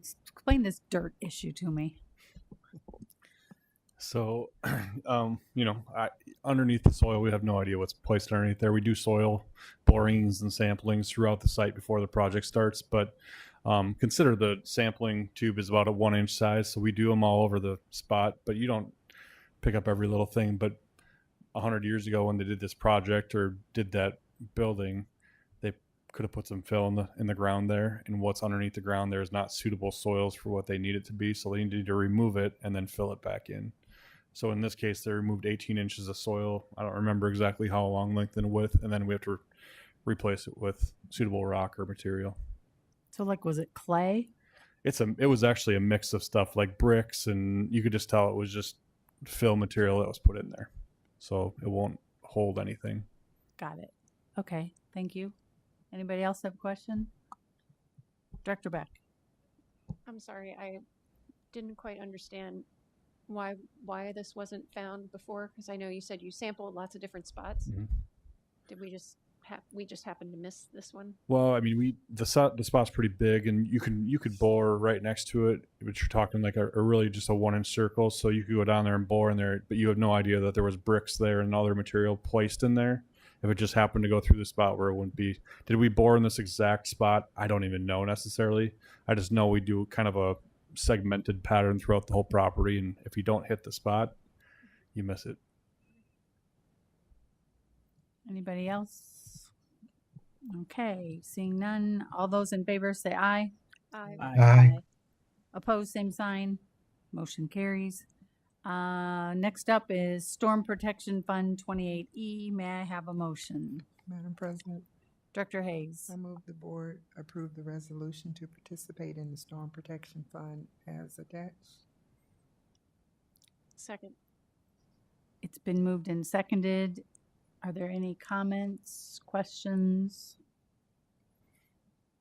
Director Barnes. I just want to comment in support of this. I think that this is very important for the school district and an imaginative way to share cost and exposure in the state of Iowa. So, And with all the storms we've had in the last few years and what they're predicting all the time, yeah, I agree with that. Anybody else? Seeing none. All those in favor say aye. aye. Aye. Opposed, same sign. Motion carries. Next up, policies for board review. Second reading. 502.05 student lockers. Anybody need to discuss it? Okay. And next up is future branding.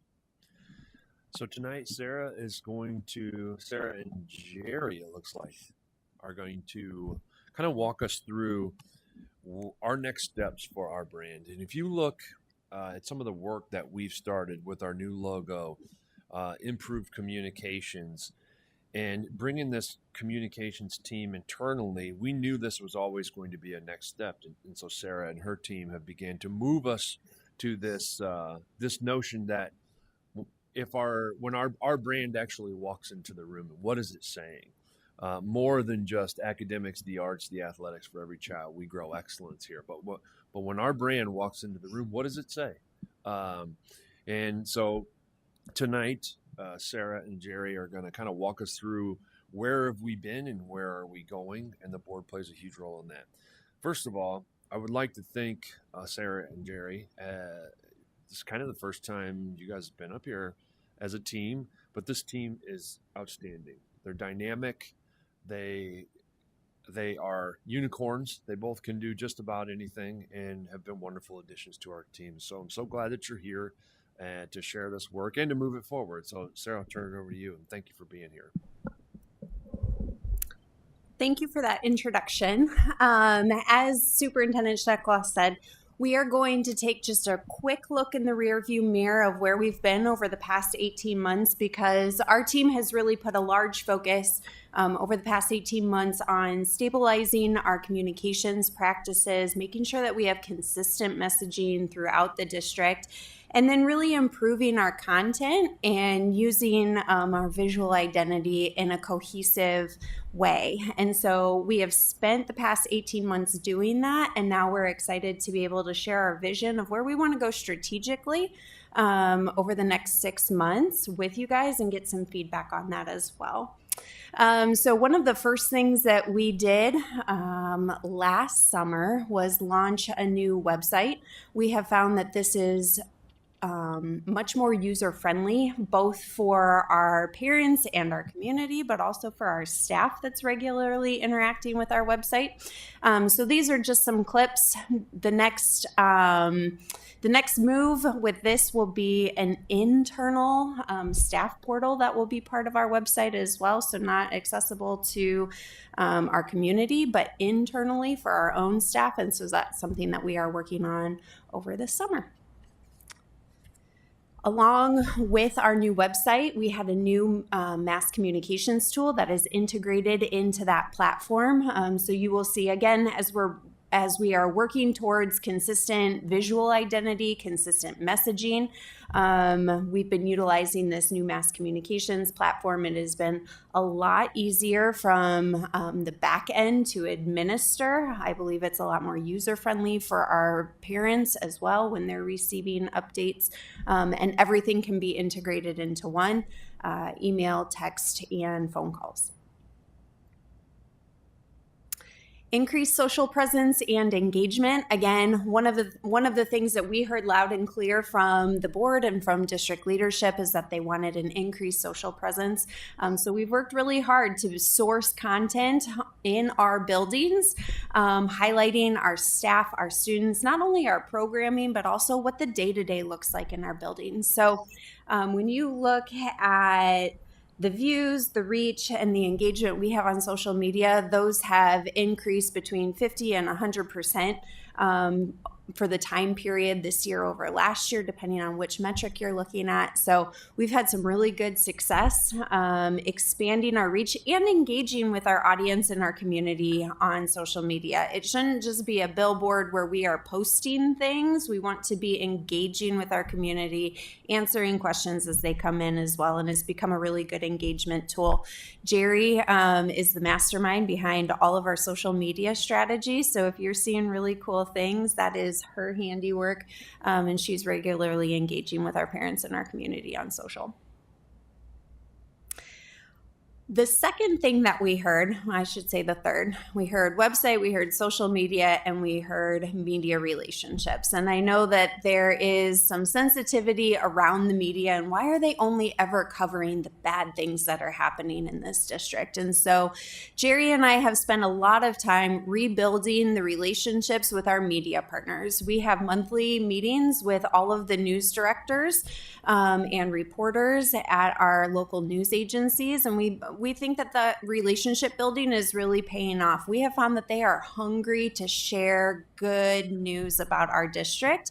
It just wasn't regularly conveyed to them in the past. And so we have found them to be great partners over the past 18 months. We hope to continue to grow those relationships. These are just some of the headlines, clearly not all of them, but on the district, we want them to promote our programs, our successes, things like that. But if you skip to the next slide, This is what we are probably most proud of, because when you're looking at earned media coverage, it's not just about what are the programs we're doing, what are the things the quote unquote big, the district as an organization is doing. It's about our people. It's about our students. It's about our staff. It's about our heart. It's about how we humanize the experience that people are having in our district. And so you'll see that we have pitched a lot of stories that are just these fun, unique, humanizing stories. The media loves to cover it. Our families love to see it. These are the stories that go viral on social, as they're saying, "Did you see my kiddo do this?" So this, I would say, is one of our proudest highlight reels of the past 18 months. And then community partnerships. That is another part of our department. It's not just communications in terms of the traditional communications, but also the partnerships that we're developing in the community that support what we are doing here in the district. We know that educating our students is the work of our entire community. We need to bring partners into our school to help us further our goals. And so we've had a lot of really fun things that have gone on in our buildings this year, a lot of great partnerships. We did an attendance initiative in February called Superhero Show Up. We partnered with the Davenport Police Department and Davenport Fire Department with our elementary schools. And they did assemblies and went and met all the kiddos that had perfect attendance in the month of February. We partnered with Chick-fil-A and said, I don't remember, attendance is our love language or something like that.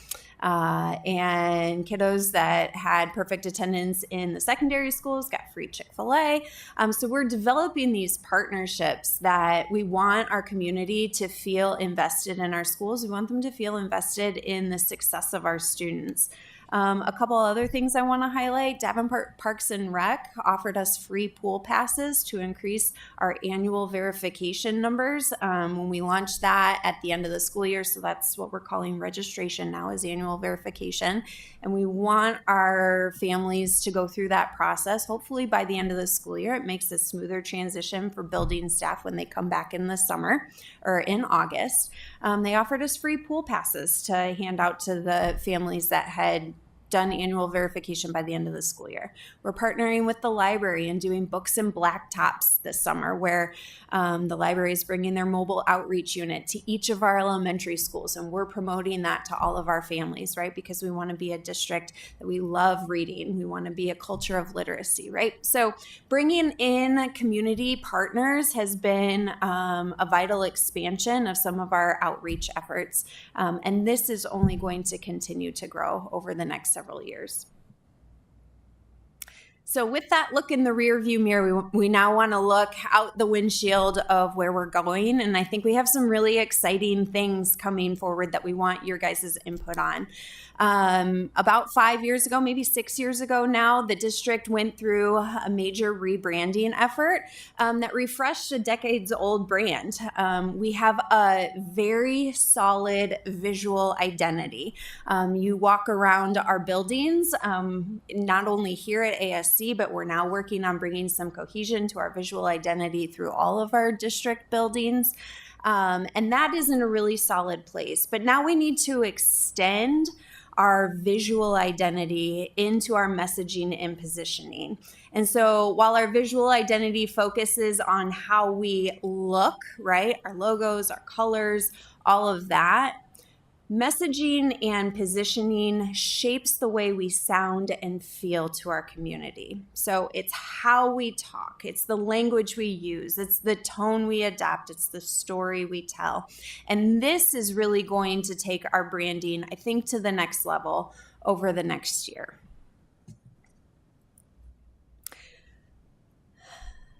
So last week, it's only Monday. It feels like it could be Wednesday. Last week, we held 2 focus groups. We really wanted to get input and feedback from our leadership teams and from cabinet on how our brand is currently functioning, and then where we can really make some gains in terms of how our district is unique, how it is distinct, what we stand for, why that matters, who we are.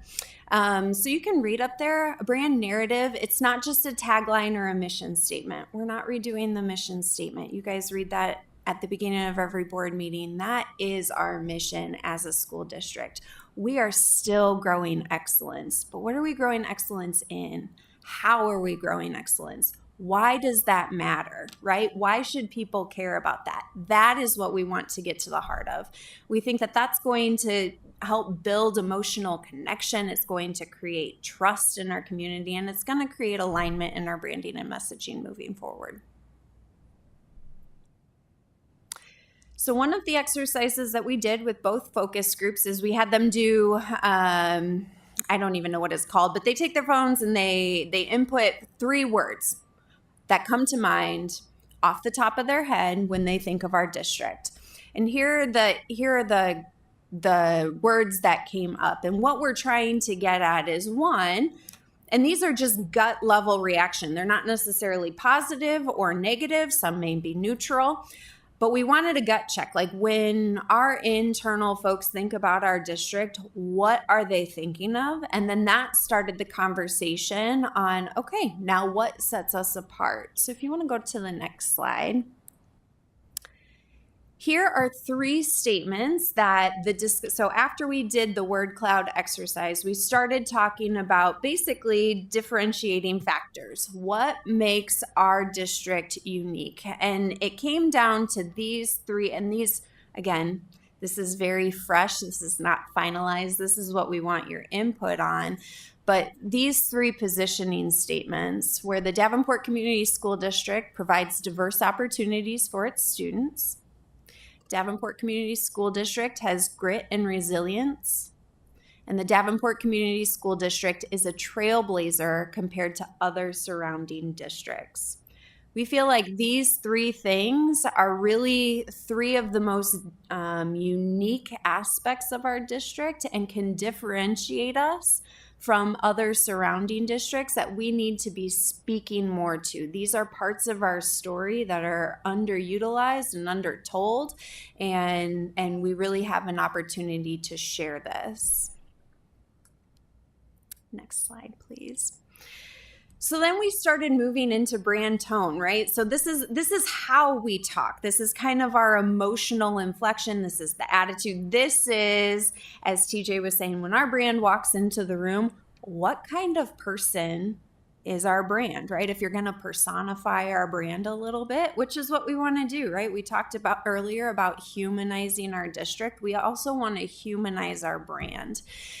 And these are the summary of words that described what people felt when they thought about our brand as a person, right? Empathetic, team-focused, kind, inclusive, but also energetic and playful. There was some wittiness there.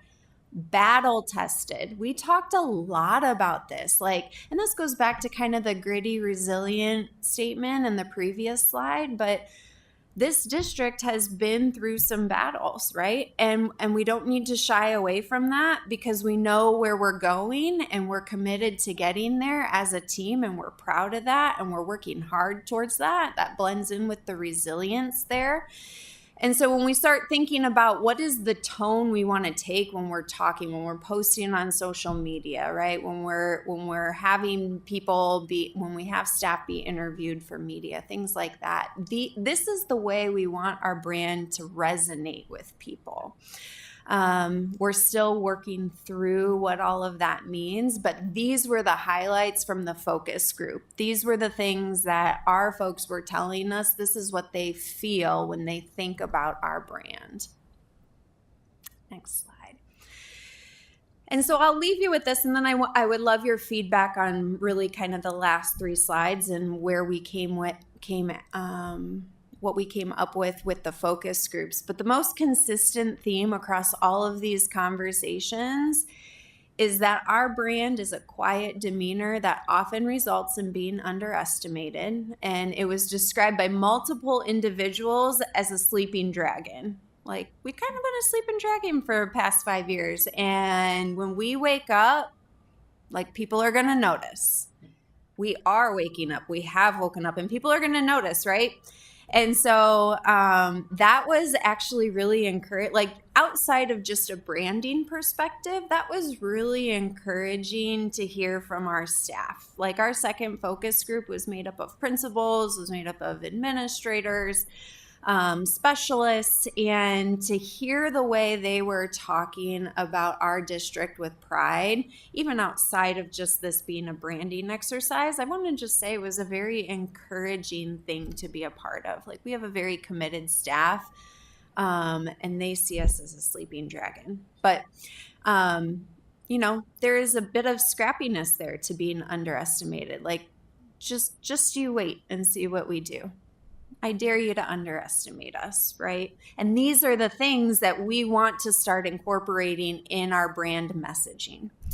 So, as far as next steps, we still need to do a deep dive into all of the data that we got from our focus groups. But we wanted to share this with you fresh off of just doing it last week to get your initial gut feedback, much like we did with Portrait of a Graduate, where we kind of had some things fleshed out, but we knew we needed to get your guys' input before we really started moving into that final phase of solidifying things. We want to make sure that where we are heading is someplace that also resonates with the board. So I would welcome your feedback on really those 3 slides. Brenda, maybe if you want to skip back to those 3 statements so we can put those back up and we can start there with, again, differentiating factors, what makes us unique in terms of messaging. Director Barnes.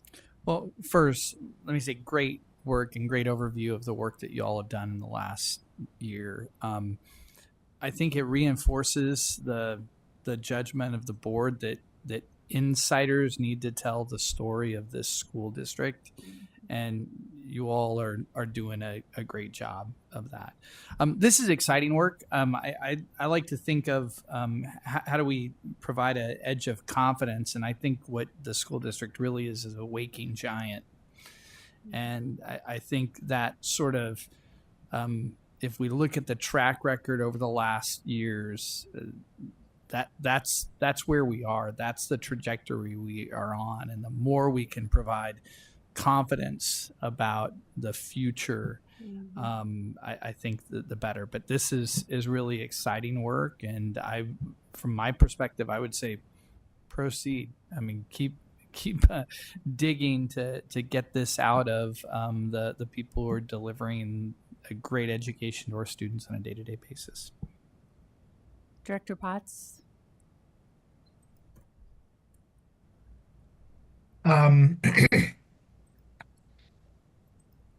This is probably the best stuff I've ever seen about our district. It's been almost 50 years working for our district. And I believe every single word that's on this presentation. This is excuse me. This is good stuff. I am so glad you people sitting in that chair were working for us. I'm going to click off. Thank you. Thank you. Director Hayes. I think I agree with everything that's been said. Just my time on the board, I can remember the morale of the district being at an all-time low. And to see these words, empathetic, team focused, kind, it's almost like the vibrancy of the color has just come out in the employees. And this is the place to be. Mm-hmm. You know, we offer so many different things for different students in comparison to our neighboring communities, and just to have that all brought out and realized at this point it's nothing new, that like the dual program as example, we've had that forever, but now it seems like it's more important and people are noticing what has already been there. So you guys are doing an awesome job. Director Beck? Yeah, I have to say, you know, I haven't lived in this area for as long as anybody else here, but just my time on the board, you know, we've talked about bringing things back in-house, things that were outsourced before, and I can't imagine a better example of why we would want to bring something back in-house than what you guys have done. It's been amazing. I mean, the website, incredible. It like actually works. It resizes to all the screens. You know, I can see everything. When, you know, we say there's something that isn't there, you guys put it there. It shows all of our actual students. The number of things that show up in my social feeds now that relate to Davenport schools. Yes, I realize it's an algorithm, but there's just so much more there that wasn't there before.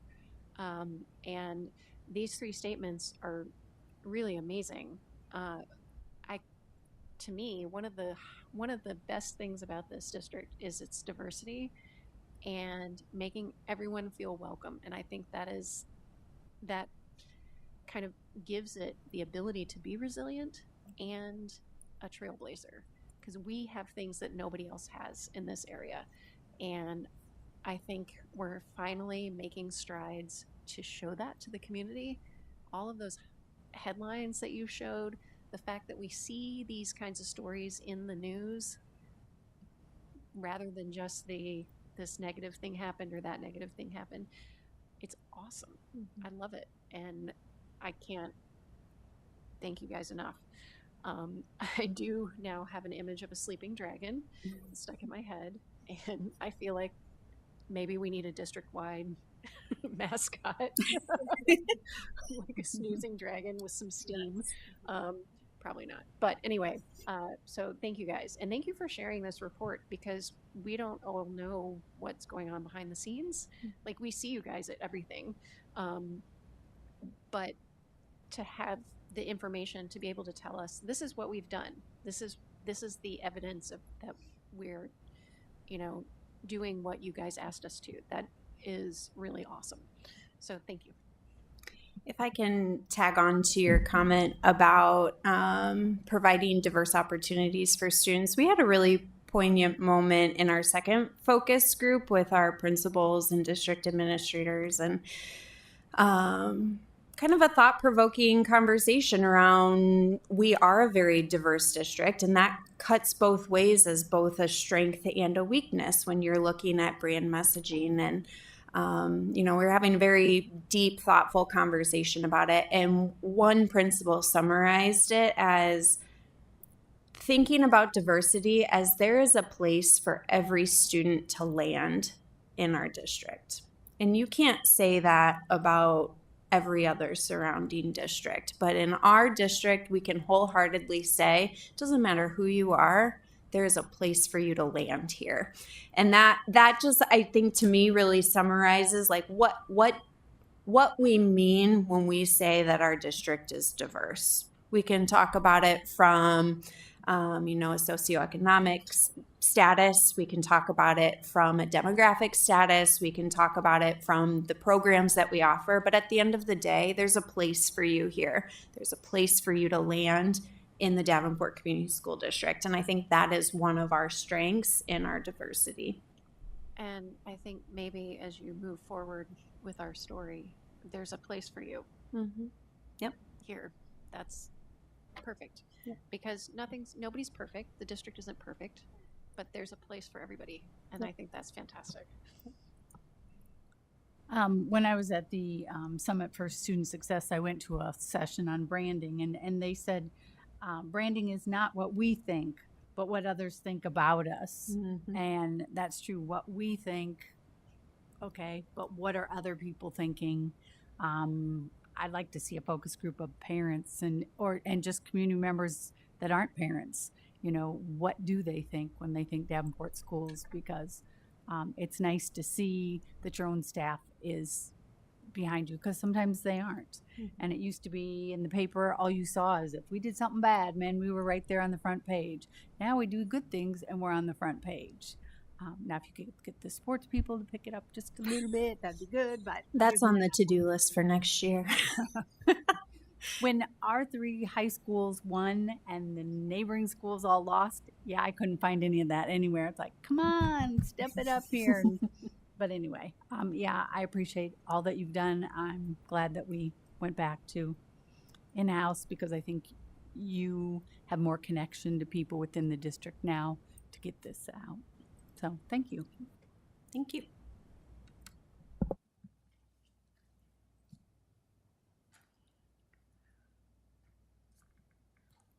Next up, superintendent report, and don't say not at this time. Brenda, will you pull up my 42-page slide deck? You were in Virginia. Okay, so the Davenport schools was selected by the Department of Education to go to the University of Virginia Darden School of Business. And our buildings that are on the comprehensive list, the principals at those buildings in our cabinet went for a week-long session of learning at one of the best business schools across the country, university, like I said before, the University of Virginia. The learning was intense.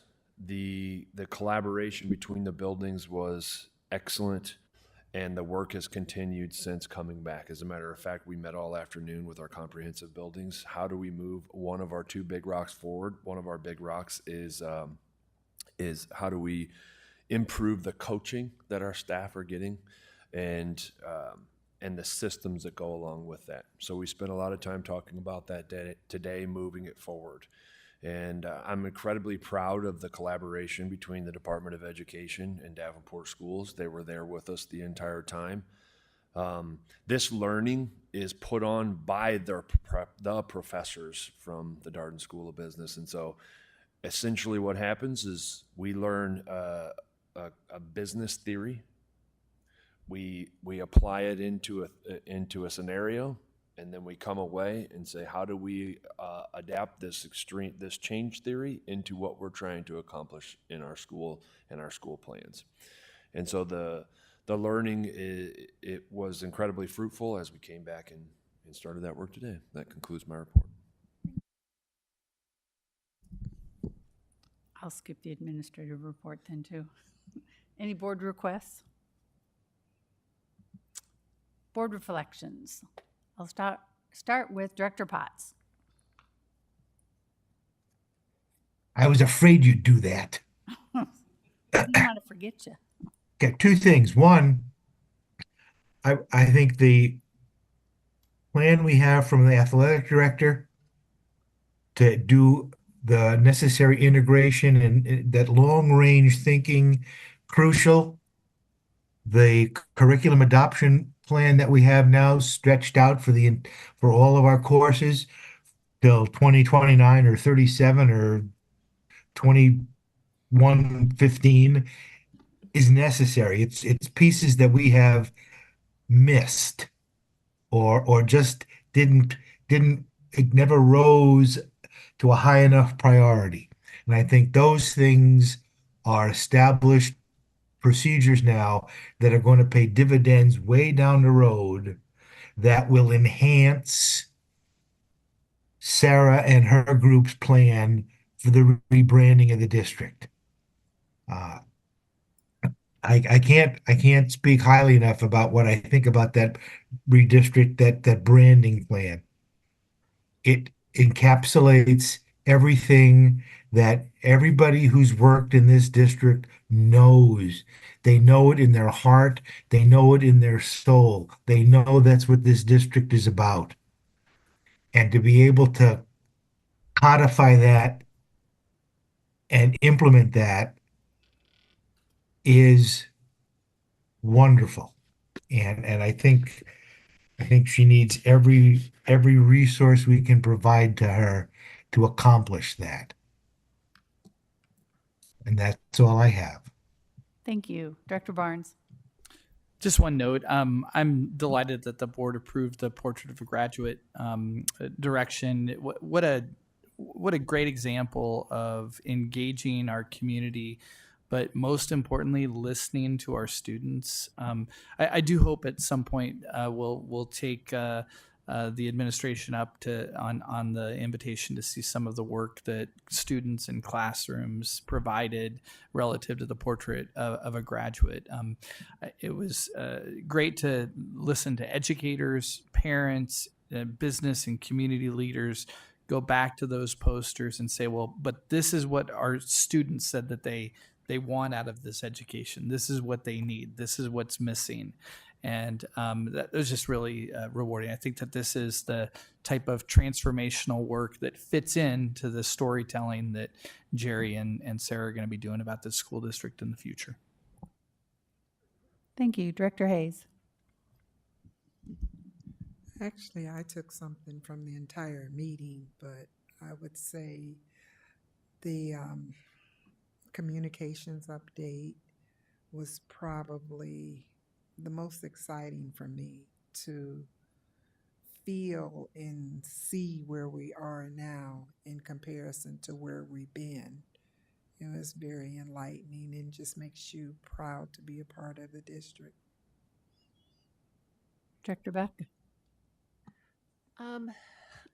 I know it's not super exciting, but I think voting on participating in the insurance program was actually one of the highlights for me, just because it's something that people don't think about until they need it. And in the environment we're in, you know, the number of buildings we have, to be able to take some steps to sort of mitigate some of our financial burden should something happen is, I think, a really important step for us to take. And then I really did appreciate all the presentations, all 4 of the other ones, and seeing each of these is kind of an iteration on something that we started earlier, either earlier this year or a year ago or something like that. And in my 8 years on the board, this is the first time I'm seeing the same project at the start, in the middle, and, you know, along the way. I'm not going to say end because these aren't things that end, but, you know, getting regular follow-up, I think, is something that we have made huge strides in. And it's thanks to Superintendent Schneckloth and the team that that you guys have to stay focused on what we're doing and actually be able to report back the evidence that you're actually doing it. And I think that's really cool. Superintendent Schneckloff.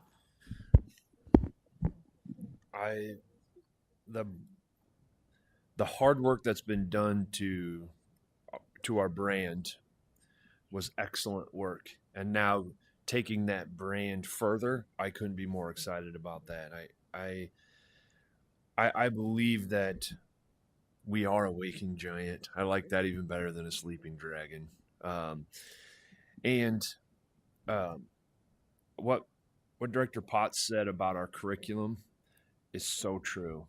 Sarah says all the time, our brand has to actually be successful. That's what people want. They want success. And so when you talk about curriculums, practices inside of our classrooms, winning sports teams, those are the things that people are looking for that you can really brand. And that's what I'm really excited about, those things coming together.